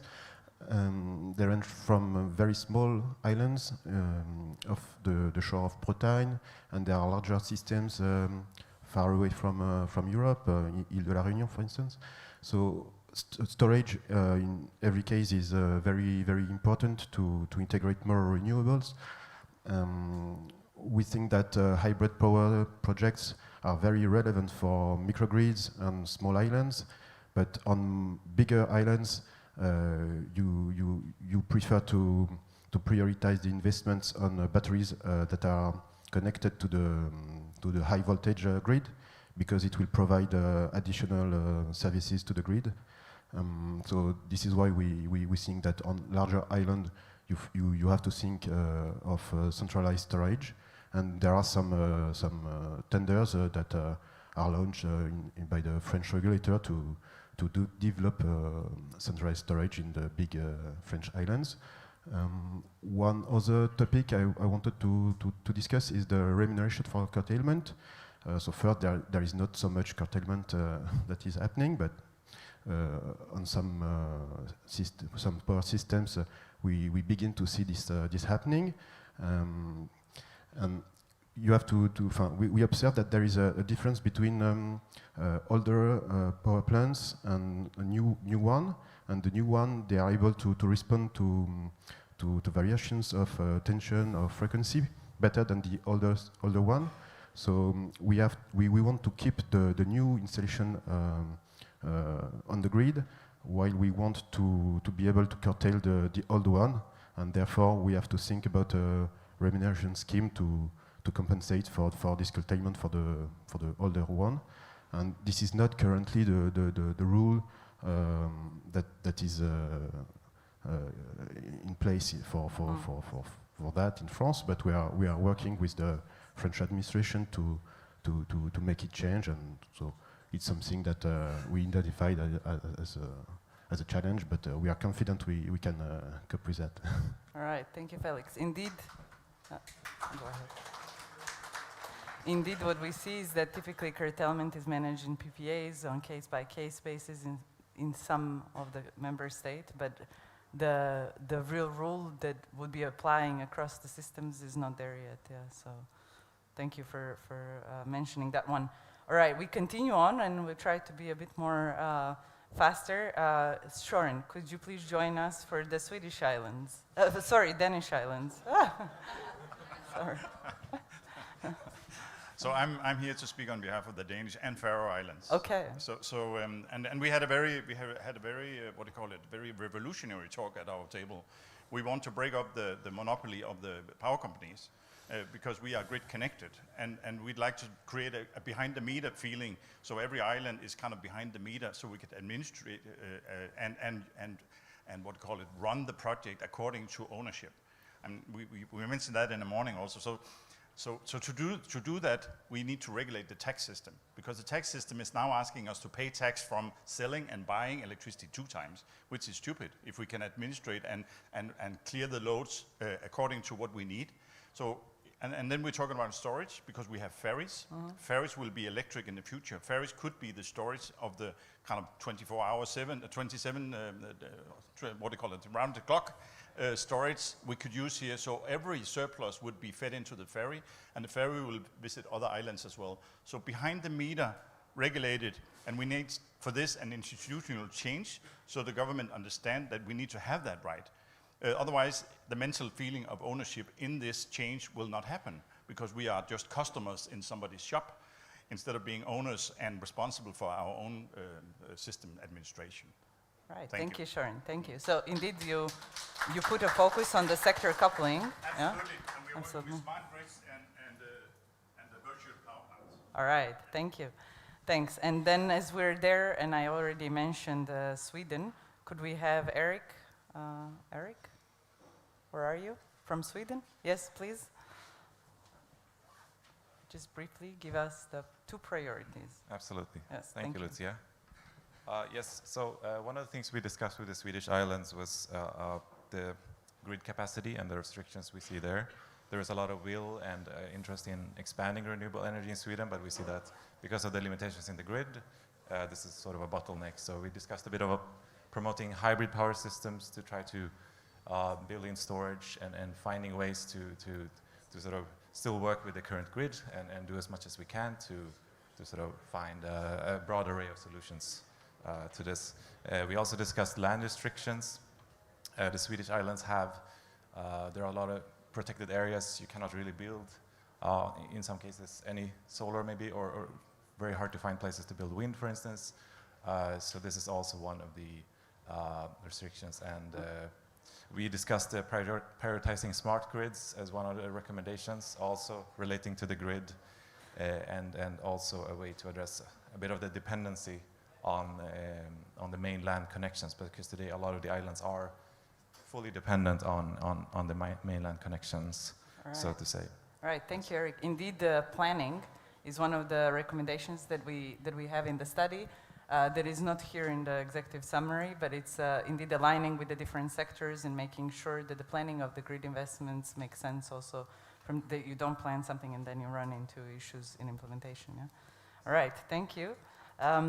Could I have Pau join me? From Spain. I saw that there was a lot of discussion in the Spanish table and we needed another half an hour, but I'm sorry we had to cut the discussion. Please. Thank you very much, Lucia.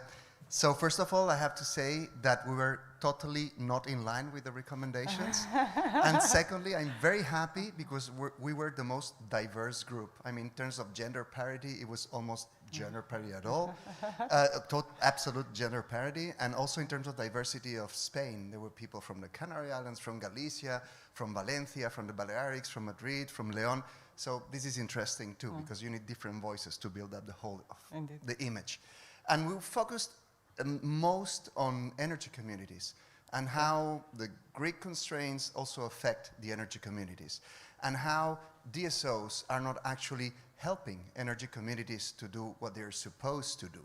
So we talked a little bit, we didn't have the half an hour that we wanted, in terms of how to penalize DSOs that are not facilitating the fact that energy communities can access the grid, or how can we just give some kind of reward to DSOs that actually facilitate energy communities access to the grid. And we also mentioned the fact that access to the grid is extremely difficult, both because the grid is old, so it should be renewed, and also, on the other hand, because it's a grid, this is the first recommendation maybe, it's a grid that is totally coped by thermal power plants providing a lot of energy, and so therefore in islands there is just a little bit of capacity for new renewable energy to be added.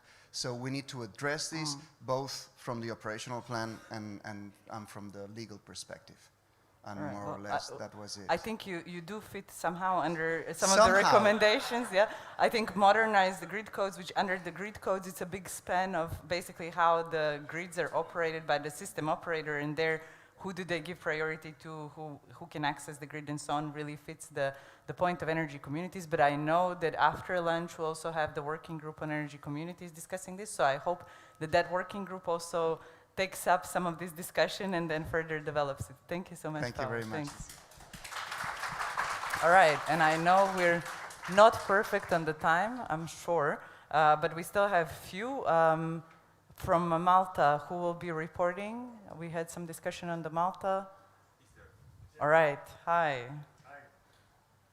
Here you go, Alan, go ahead. Well, being the largest population island with 500,000 residents and 500,000 foreigners at one time, we had a very animated discussion on our table. I was by myself.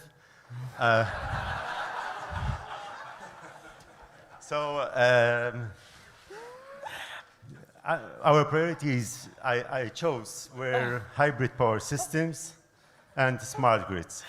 Now, hybrid power systems, okay, we have the sun, we have the wind, but to produce a wind farm, we have to do it offshore because you can put it on land because it's always close to the people. But to put it offshore, the sea is so deep, so we look at efficiency. It's not efficient to produce a wind farm in our offshore with 6 million euro per 1 megawatt, when on land it would cost 1/4.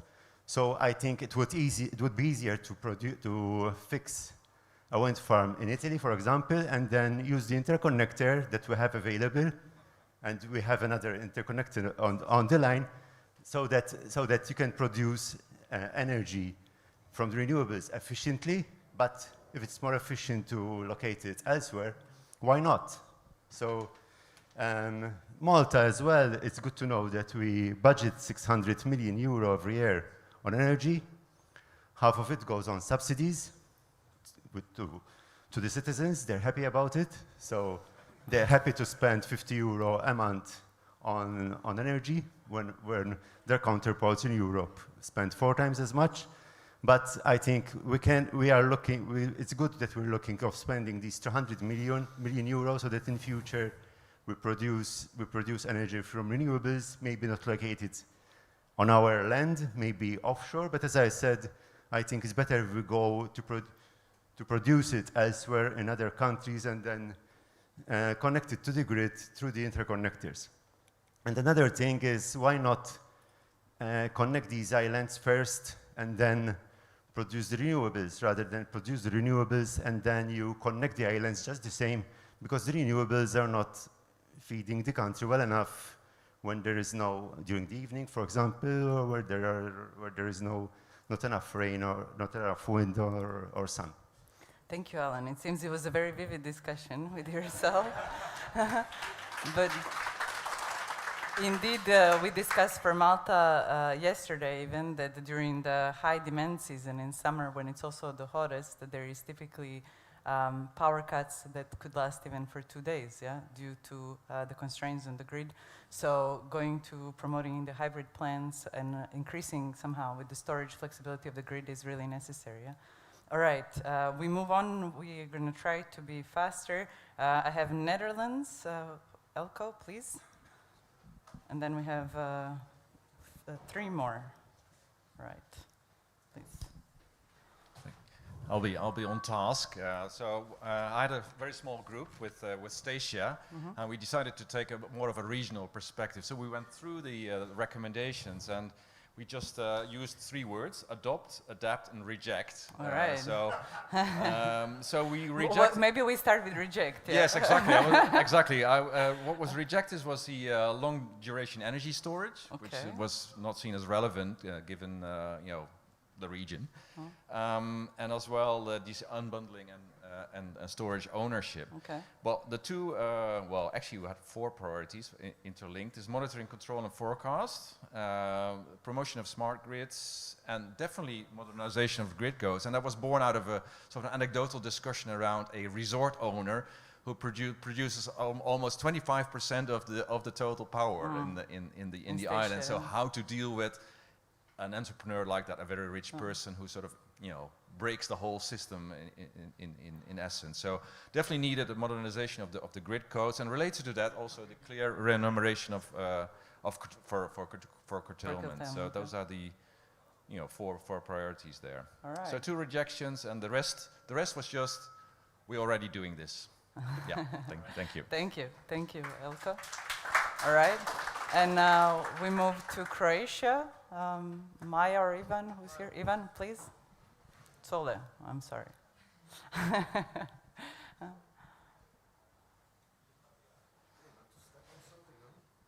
Here you go. Go ahead. Hi. So we kind of focused our discussion around 2 things: monitoring, control, and forecast of renewable energy, and require sector coupling. So we are kind of aware that in last decades, a lot of small PV systems are installed in Croatia, which are not in, let's say, control of DSOs. So lately, we actually kind of, me personally, started. I'm let's say, a beneficiary of one project. We are receiving a small device that is connected to the meter. So kind of we have a real-time measuring of supply and demand. So we kind of see that this will definitely be something that DSO can then collect data and give it to the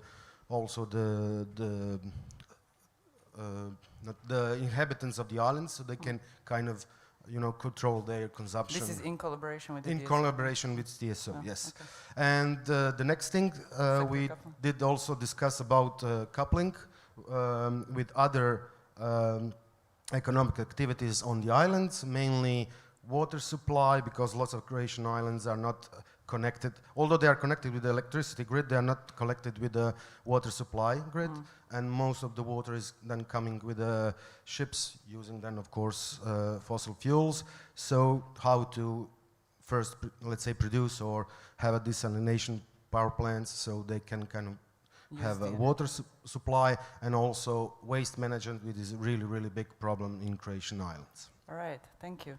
Thank you, Tole. You mentioned some of the key aspects, which I hope we'll be discussing also in the working group on the sector coupling, which will happen in the afternoon.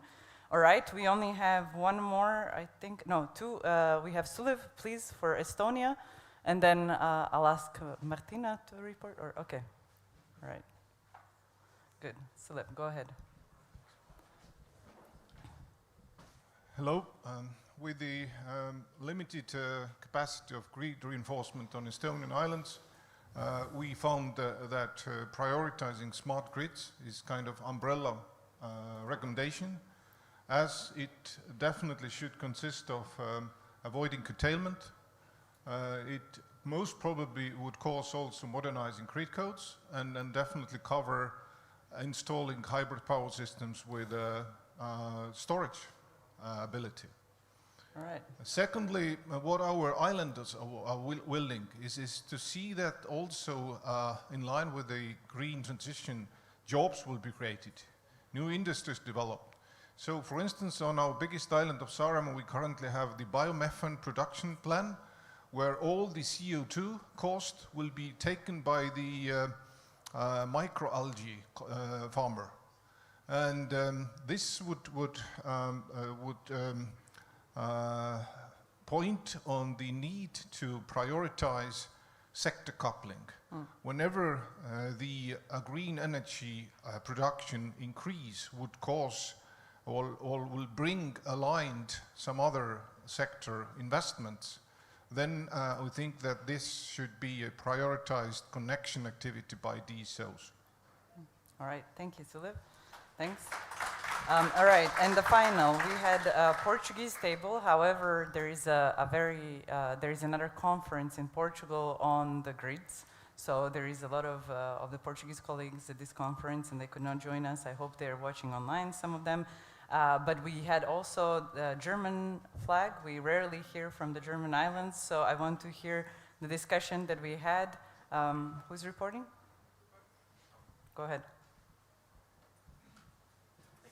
Herbert, go ahead. And that's So hi all, my name is Hubert. I'm originally from Poland, but given the proximity of our countries and the fact that we share even islands together, I will be representing Germany on this as a rapporteur. So basically in a group, we focus on two main things. So first one was to modernize grid codes. And it's a very important thing in Germany right now, given the already grid congestions up north of the country and the proximity of offshore wind farms there.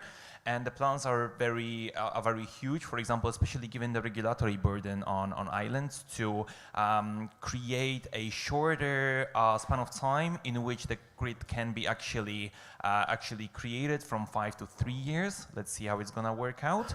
And on the operational side of things, we've discussed a lot of different points there, but we like to focus on one specifically, which is the sector coupling. And what do I mean by that? Given the cooperation with neighboring countries, given the energy island of Bornholm, to which there will be a link from Germany to the islands and to the mainland as well, we do believe that when it comes to hydrogen production, which should be the fuel of the future, this would be really important to actually align the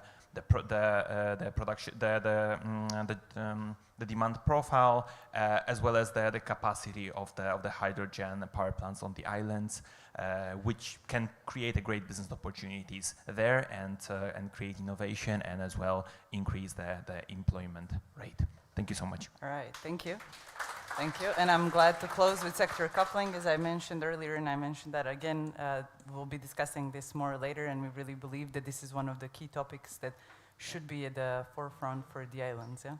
All right, moving on, and in view of the time, I would like to invite our panel to join. Yes. Oh, sorry. sorry, yes, I have it in my notes, but all right. So now we have a few videos from the islands, and then we'll come back with a short panel where we'll be discussing the reflection on all of these recommendations. All right, I move away. Yes, it's okay. It's okay.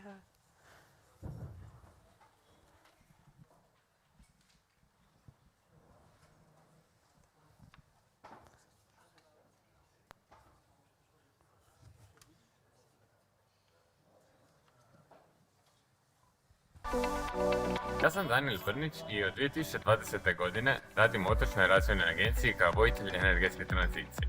Zovem se Boško Babić i djelatnik sam uprave grada Malog Lošinja. Od 2019. godine ponosan sam član energetskog tima od kada i surađujemo sa tajništvom za otoke. Ja sam Franjo Tojić, član sam energetskog tima od 2019. godine kad smo započeli izradu energetske tranzicije prema čistoj energiji za Cresko-Lošinjski arhipelag. Ujedno sam i upravitelj energetske zadruge Sirtides koje djeluje na našem Cresko-Lošinjskom arhipelagu. Ja sam Ugo Tojić i direktor sam Otočne razvojne agencije. OTRA je 2019. godine u suradnji s tajništvom koordinirala plan energetske tranzicije za Cresko-Lošinjski arhipelag koji je prostorno najveća otočna skupina na Jadranu. Suradnja s tajništvom bila je okidač za pokretanje energetske tranzicije na našim otocima, jer se prije toga tom tematikom nismo sustavno bavili. Jedan veliki glavni projekt koji trenutno provodimo je izrada solarne neintegrirane elektrane na sjeveru otoka Cresa ukupne snage 500 kW. Cape Clear Island is the most southerly island in Ireland, and we have a population of about 100 people all the year round. We're about 45 minutes from the mainland of Baltimore or Schull. And we have a recycling centre. This is our fast charger. The plan here is that we put solar panels on our roof so that the electricity we generate will be used to power the buses. We have a 6-seater and a 4-seater which is wheelchair accessible. We are applying for permission to erect a windmill to generate the electricity. My name is Roland Howard. I'm Chief Exec of our Energy Solar Electric, so the solar arm of our group of companies. We would consider ourselves to be innovators in the space. We were the first ones to deploy smart meters. And we're really looking forward to working with the EU Secretariat to make Cape Clear Island green. La Graciosa is the smallest inhabited island of the Canary Islands. This island of 27 square kilometers have got a settled population of 720 people. Here, due to the combination of local climate conditions and ocean currents, there are different ways to obtain energy from alternative sources. La Graciosa is the biggest marine reserve within the EU. The City Council, since the energy community invited me to participate in the transition team of the clean energy for EU Island 30 Renewable Island for 2030 project, so that it was a great opportunity for the island of La Graciosa. Hola, mi nombre es Nahum Cabrera, presidente de la Comunidad Energética del Sol de La Graciosa, y queremos comentar que estamos muy agradecidas de participar en todo este proceso de migración de la isla de La Graciosa en el programa europeo de Clean Energy de la Comunidad Europea.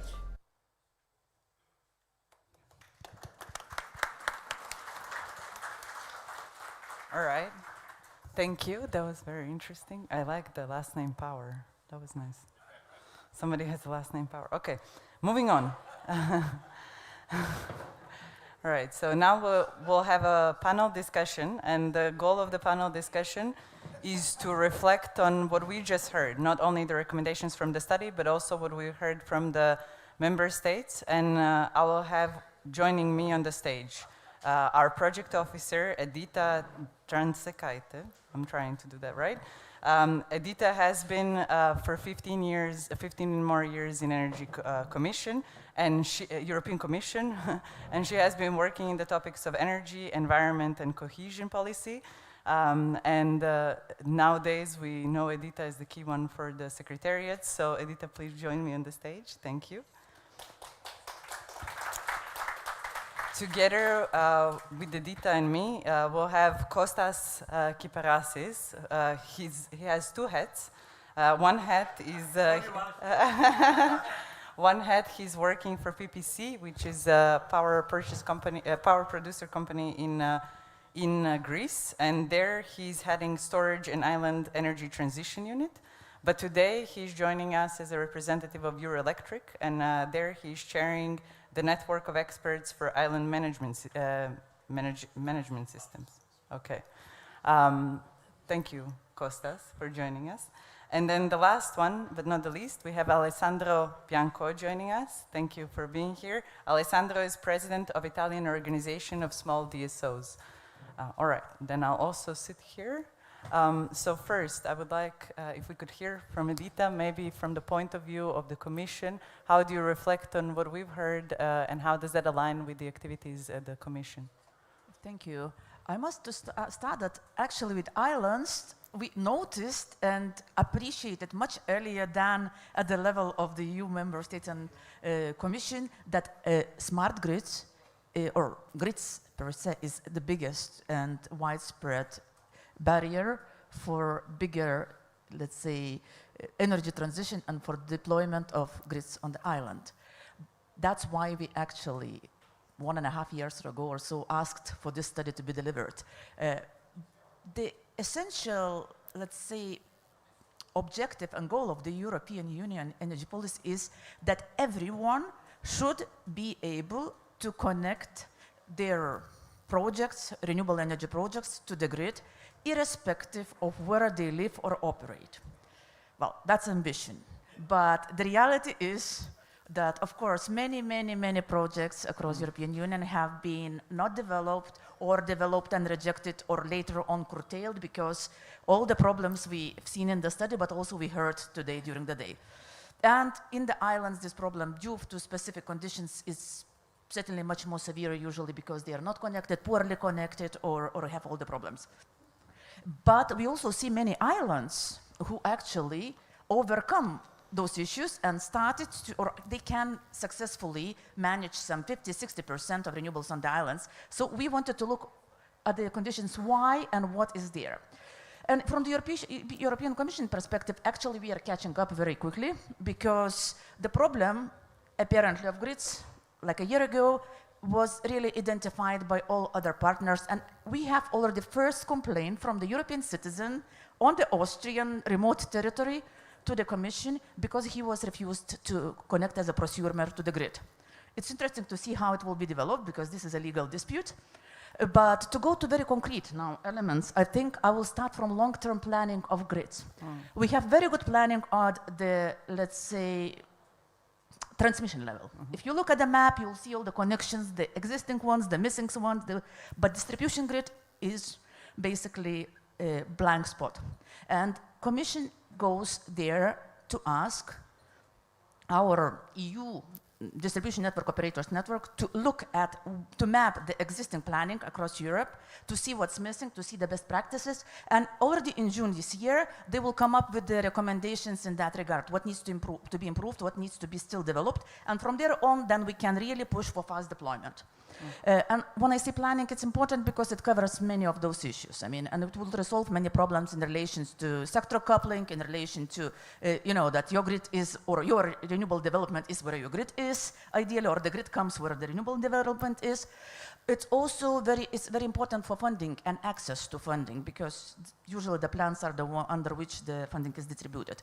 But the other new term, which we are very much now hearing, is anticipatory investment, meaning that we are used to investment which were done for the past. So basically to keep the grid more or less sufficient to connect the users and to keep, you know, electricity flowing. But now we look that it should be possible for DSOs to invest in advance where they know that there will be big needs for connections or for, let's say, electromobility for different services. So this, of course, comes to the tariffs, and we've seen discussion, maybe it was not said so much, but of course, you know, the grids usually finance from tariffs, and tariffs are what means also the price for energy for consumers. So here it's very important to reconcile that the tariffs are still fair and affordable for businesses and population, but also they allow the network operators to somehow invest and keep and maintain the grid and the infrastructure of storage. So here the other commission or entity which Commission can give some instructions, ACER will also do the study and analysis in early next year to finish it, about the tariff structures and to propose really how to better arrange this issue. And maybe the final comment, which also we need to look at everywhere, but also on the grids, what I call basic hygiene of your grid. Yeah, to really assess what and where, which capacity is available where, and to be very transparent with all the, let's say, stakeholders, so they know what is free, where you can connect, and what you can connect. So here also we are looking at pan-European level to basically make availability of the map of what is the grid. And second, of course, to deal with the so-called speculative reservations or applications of the grid. Because we know in many situations that the grid capacity is saturated because there are lots of like so kind of phantom applications which can be kept forever. So here there are two things. Either we incentivize it, meaning, I don't know, giving some amnesty kind of programs for the ones who, you know, want to maybe lose those connections and be incentivized for it, or, you know, it could be stricter one, even at European level, if it doesn't work locally, just really to oblige the network operators to prioritize the most mature projects. Of course, we always need to put the necessary safeguards for energy communities and the ones who naturally may need longer projects. So I think I stop it here, but, you know, just to say that things are going in similar directions, and it's a very important point also for us all to hear you, because this is where we can, together with Alejandro, bring things back to our community, to our experts who are working on specific issues, and really kind of say, look, but on the ground, this is the issue. So we promise to you that, and we'll see that together we may be able to deliver faster. Thank you, Edita. And indeed, looking at this, it's from the viewpoint of the whole European Union as well, being the mainland, but also the islands, and we need to see how in that whole picture, the islands, where are the islands' grids fitting, and how we can push the agenda for the islands' grids priorities, yeah?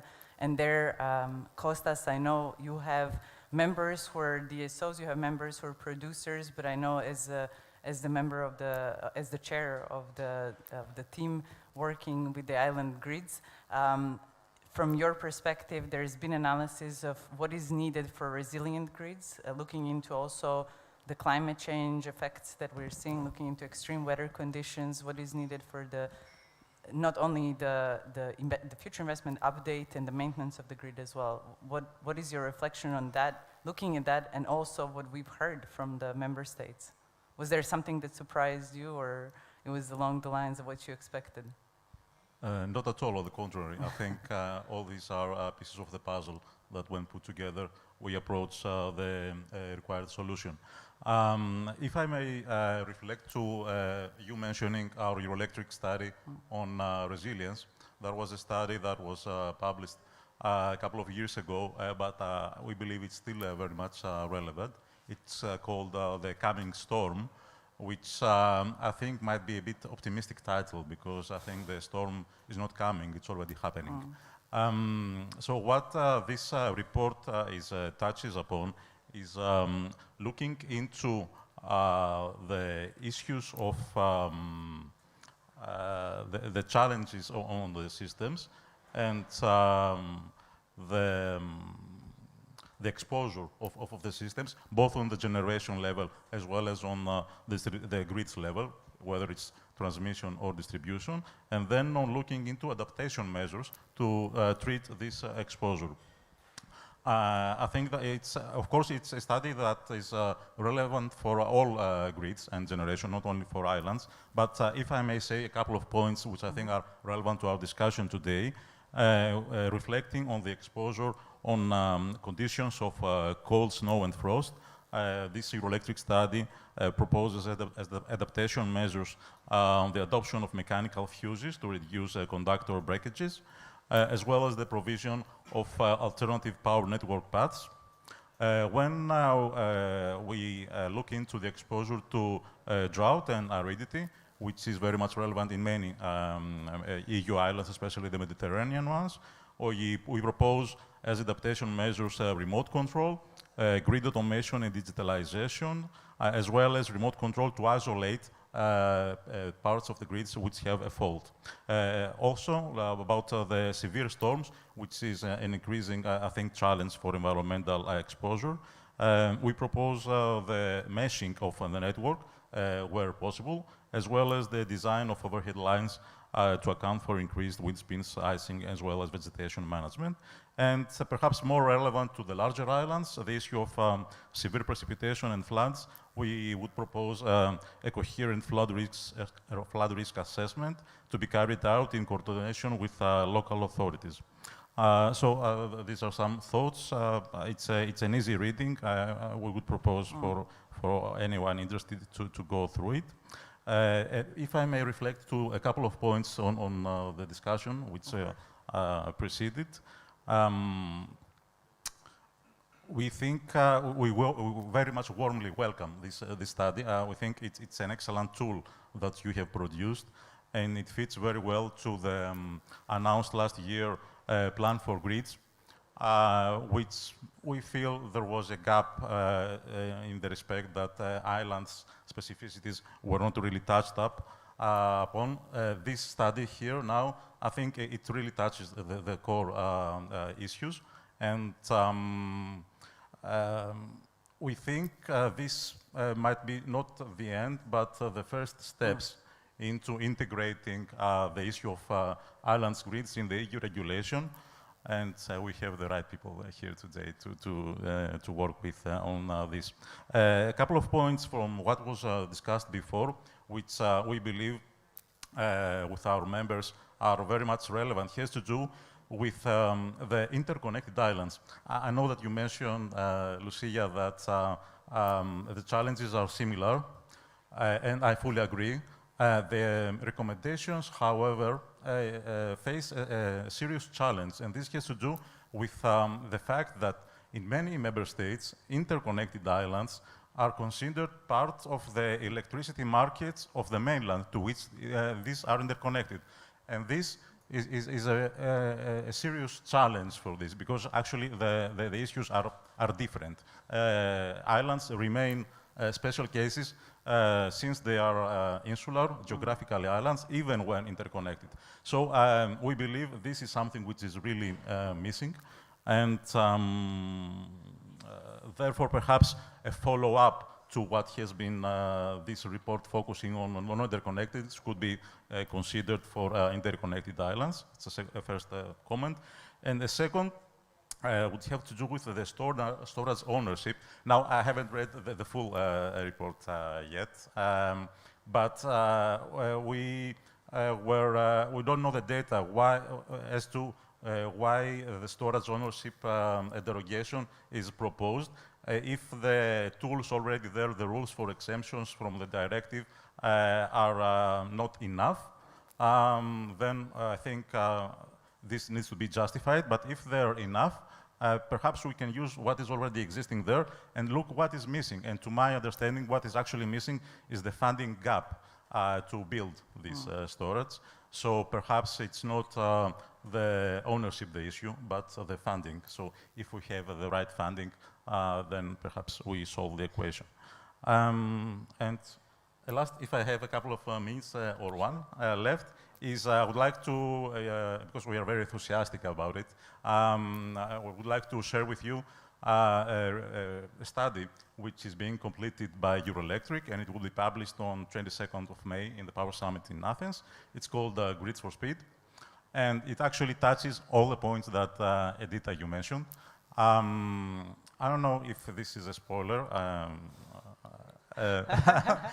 but the key messages of this study is the importance of anticipatory investments in grids, which the study, I hope they don't, they're not angry by saying this already. It's a figure of 67 billion per year that is we have calculated as needed from 2025 to 2050 as really needed for grids, distribution grids, to catch up with the needs for achieving the climate targets.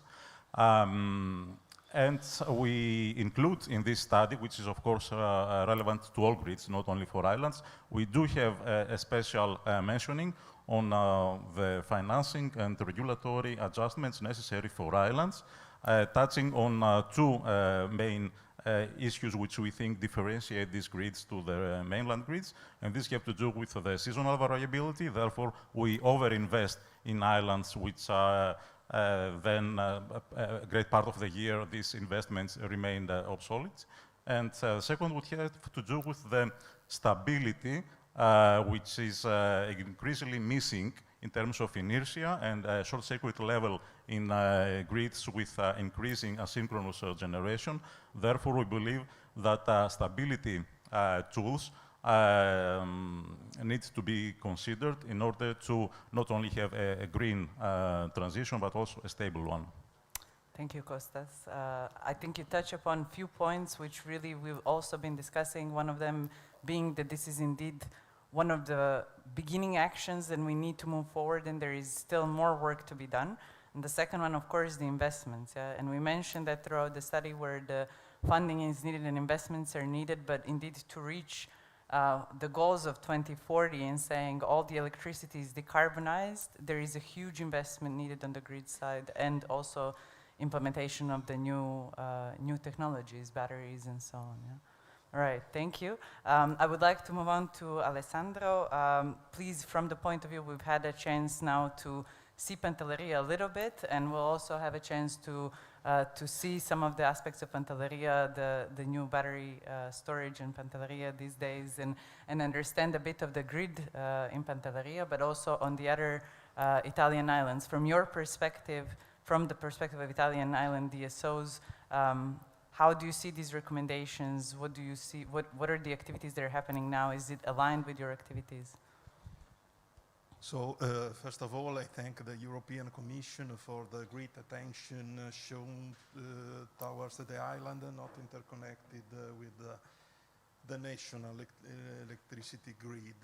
As remembered by Lucija, if I remember well, UNIEM is the association. UNIEM is the Association of Electricity System Managers of Small Island, not interconnected to the national electricity grid. I am not a technical person, and I will only give some general opinions agreed with my associated on the regulatory context in Italy, in which they are forced to operate. As you know, the small islands represent particularly interesting energy ecosystems with some needs common to those to the large network and many other completely different from that. These differences are linked to obviously to the territorial dimension, the limits deriving from the high degree of environmental protection, the variability of power consumption, and of course the distance to the mainland, with all that entails in relation to supplies from diesel to network components and so on. So this diversity was well perceived by the European community, which envisage the possibility for small networks like the island of special rules, different for those applied to the general of the network on the mainlands, provided by the community directives for the generality of the electricity system. And, sorry, the Italian state at last on two times, in 1999 and then in 2014, has expressed its intention to introduce a specific regulation for small networks like the island. However, this provision was never implemented by the Italian government. There have instead been some attempts, so far always unsuccessful, and one can imagine why, to extend the regulation of the big networks to the small island. And now, with the opening of the retail market for the customers, in these months in Italy, after a very long run, probably 20 years, more or less, we need to open the market to all the customers. These attempts have resumed, and these represent a very huge problem, because thinking that the same rules that could be applied to Italy and Pantelleria, for example, is completely absurd. But this is exactly what is happening in this day in Italy. So much of our company are seriously thinking to left the production and their activity. And this lack of prospect, or better, the serious economic and management difficulties that our company is expecting in the coming months, if this plan were to materialize, paralyze completely investment, both in networks and both in production for renewable sources. You understand well that in this situation, thinking about technical development and is probably out of place for Italian small island. Now the problems are almost exclusively of regulation. And maybe to try to brighten up a little bit from this, looking towards the next steps. What do you see as the next steps, and who do you see as your key maybe collaborators? Who do you need at the table to make sure that the situation changes for better, so we can see more energy transition on small Italian islands? Yes, I was saying the future of our companies, and I must say, the future of the electricity service in our island depends on the ability of the Italian states to now overcome years of disinterest or wars, attempts to extend to small islands the regulation of the large networks. So I give you an example. Given that the production of the electricity on the island is objectively much more expensive than on the mainland, to guarantee to island customers electricity prices comparable to those to the other customers on the mainland, the producing companies receive now a contribution from the entire electricity system. This amount, or the amount of the contribution now is calculated based on the cost incurred by the companies, controlled by a public body,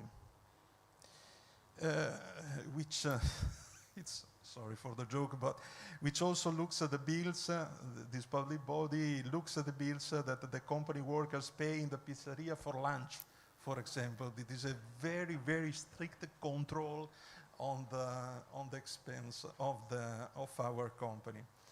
And these costs are for the vast majority fixed, like personnel, like the cost for diesel, and many others are completely out of the control of the company, like the cost of diesel, because it's fixed. They have to pay that at the market price. Well, the Italian Energy Authority seems intent now, in this day, on imposing, like the large distribution companies on the mainland, a reduction in the contribution to encourage the island companies to be more efficient. So, first, they check how much I spent on pizza, and then they demand that every year, I pay the same pizza less before the previous year. So it is not so easy for the companies that work in that way and with this cost. Yeah, probably yes. But with the smaller pizza, it's difficult to provide the power to all the people from in the island. So, jokes aside, I am also here to ask the European Commission and the Ministry of Environment and Energy Security that I thank for being here. For the first time, Italy seems to be seriously interested in the fate of small island. It's, believe me, it's for me it's a very, very good day today. Because after years and years, it seems that something happened now, and it could be a very good news for us. So, nothing. We have. I hope that the MASE, the Ministry, and the European community quickly find a shared way to give us the rules, the special rules that we are waiting for from 1999. Well, I have to say I'm a little bit more optimistic because we've had very good relations with the energy regulator in Italy, and we had a collaboration and communication with them in implementation of this study. Indeed, I understand that there is a variety in opinion, yeah, but with the whole pizza comment, but indeed it seems, and that's what we hear, is there is a need for change in the process of how the let's say investment, but also the tariffing is being calculated, what is accepted as an investment for the islands, and what are we putting into that, looking into anticipatory investment, because I know also for the small islands, because of the issue of the lack of capacity, sometimes there isn't already a planning or investment planning which is approved by the regulators, so it happens after the investment is already made. So there is definitely a space for improvement there, and I hope that this collaboration with the regulator improves. Yeah? Yes. But with the projects that we'll see also here in Pantelleria, there is some movement, but indeed I think from our understanding, Italian islands are let's say a little bit lagging behind the rest of the islands around the EU. Yeah? So I hope that this regulatory aspect is taken up in the coming year. Yeah? I hope too. Yeah. Thank you. Thank you, Alejandro. And now looking into Kostas, as you know, you're also representing as Eurelectric all these different DSOs and producers, and looking into the studies that you're doing. But what do you see as the next steps coming from all the results, both from our studies, from your studies that you're doing in collaboration with the Commission, and where are we going in the coming year or two? What are the priorities? Yeah? I think I'm also optimistic as you, Lucia. I think actually we have reached the right point in the policy making, where we discuss about grids in islands, which was not the case in the past. So I think we are getting there. And I believe there's one thing from the whole discussion today, which I think touches on the core of the solution making, is the money, the investments and the market tools, which will enable these investments to reach the greening of the islands target. So I think investments and anticipatory, not only investment, but also anticipatory market mechanisms for ensuring both the security of supply and, of course, the greening of the islands. I think the word of security of supply might not have been too much emphasized in today's discussion, and I think actually for me it's number one, and for our members, yeah. Because green is good, secure is even better. Never mind, I don't use it. So that's my main points. Yeah, I completely agree with you, and I think that has been highlighted by many of our stakeholders in the discussion, because in the end, for economic development, for sustainable economic development, you need security of supply, for sure, yeah? And before I go to Edita with the next steps, I wanted to check if any of you have any burning questions that you want to ask to the panel, maybe? No? All right. Then, Edita, please, from the point of view of course, what the Secretariat is doing, as it's under the European Commission, and also from the European Commission, where are we headed in the next year or two? Yes, thank you. So for us, when we kind of asked for this study, the two issues together were the key, meaning that we want more or even 100% renewables in the grid, but we want this grid to be stable, reliable, and give the same or even better service for the islands and consumers on it. That goes without saying, basically. But for me, what is very interesting and important is it's the way how you ask the question. If you ask the question, you know, what can go wrong or what is the problem if you integrate a lot of renewables in the grid, you'll receive lots of answers and many pages of the issues which are complicated. But here we try to ask the question, guys, but how can we support you, or you know, what you need to be able to run your grids efficiently, securely, provide stable and affordable energy, you know, and to have lots of renewables in it. And I hear lots of interesting answers, and it really looks it's possible, but of course it needs effort on all sides. So speaking from a bit of a Commission and EU Island Secretariat, because this is our partner to implement, I see few things. One, of course, we hear things about investment, and I must admit, yes, that the costs are big. I think I've seen the Commission estimate something about 580 billion euros, which roughly 2/3 is for distribution grids. And of course, this needs to come from different sources, Commission and EU funds, which is the same funds from all European citizens and businesses coming together. I mean, it's important source, especially for the islands or other remote communities which are not necessarily so well, let's say, reflected in the terms of the markets and in terms of population who is able to, let's say, bear the whole cost. But we also look, of course, at private funding. We look at working with our partners in EIB, in other financial institutions, how to make this investment more available, less of a risk and therefore less costly, because there are plenty of things where you can do by the loan.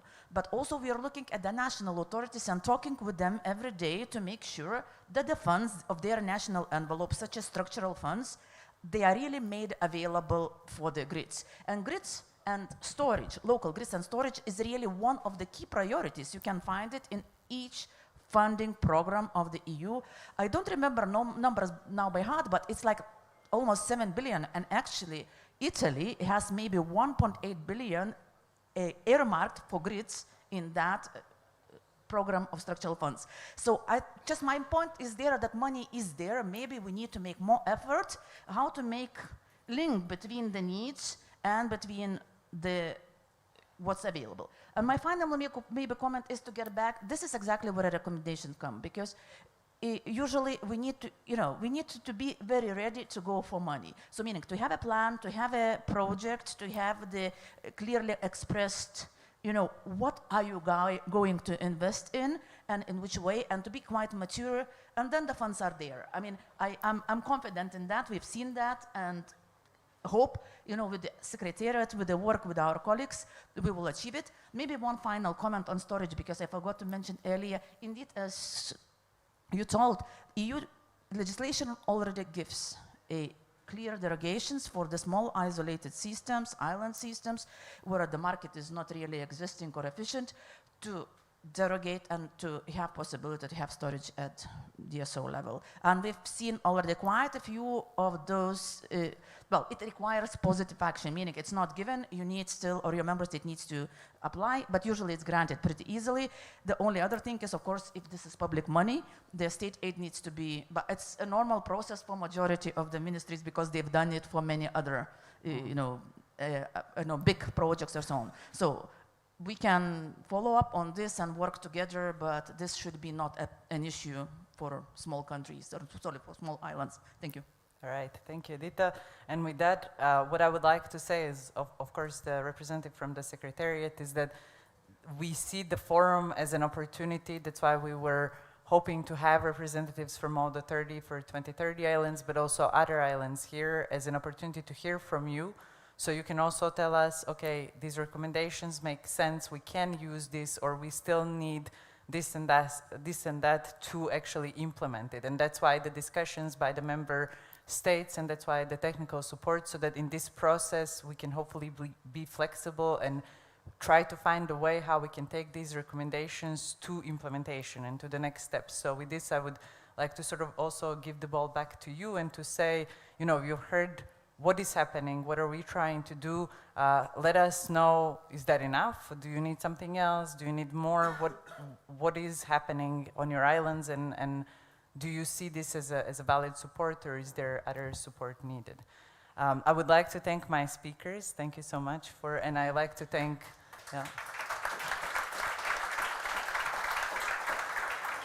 and I would like to thank you for your attention and also for the discussion in the groups and bringing back your feedback, which is very valuable, and it helps us also to improve our actions and also our studies. Now, some next points, yeah? So first, thank you. Thank you. First, after this session, we will be closing the online participation. So I would also like to thank our online participants, and I hope that the live stream worked well, that you had a chance also through the social wall to see what is happening around the forum, and I hope that you'll join us in the next forum as well. And I also invited the participants here to use the social wall and use the hashtag, which was somewhere there, yeah, so that if you post something on social media, that people can also follow us up, the ones that are online. Yes, there is the hashtag at the bottom. And then for what's happening after lunch is, as I mentioned earlier, we have 2 working sessions. One will be on energy communities and their role in this whole process, and that will happen here. And the other one will be on sector coupling, and that will be happening upstairs, right, next to the reception. After this, we have lunch, and lunch will last until 3. So we'll be back not at 2, as it says in the agenda, but at 3 for the working groups. So I hope you enjoy some sunshine and you enjoy some discussion, and we continue with the solutions, hopefully. Thank you.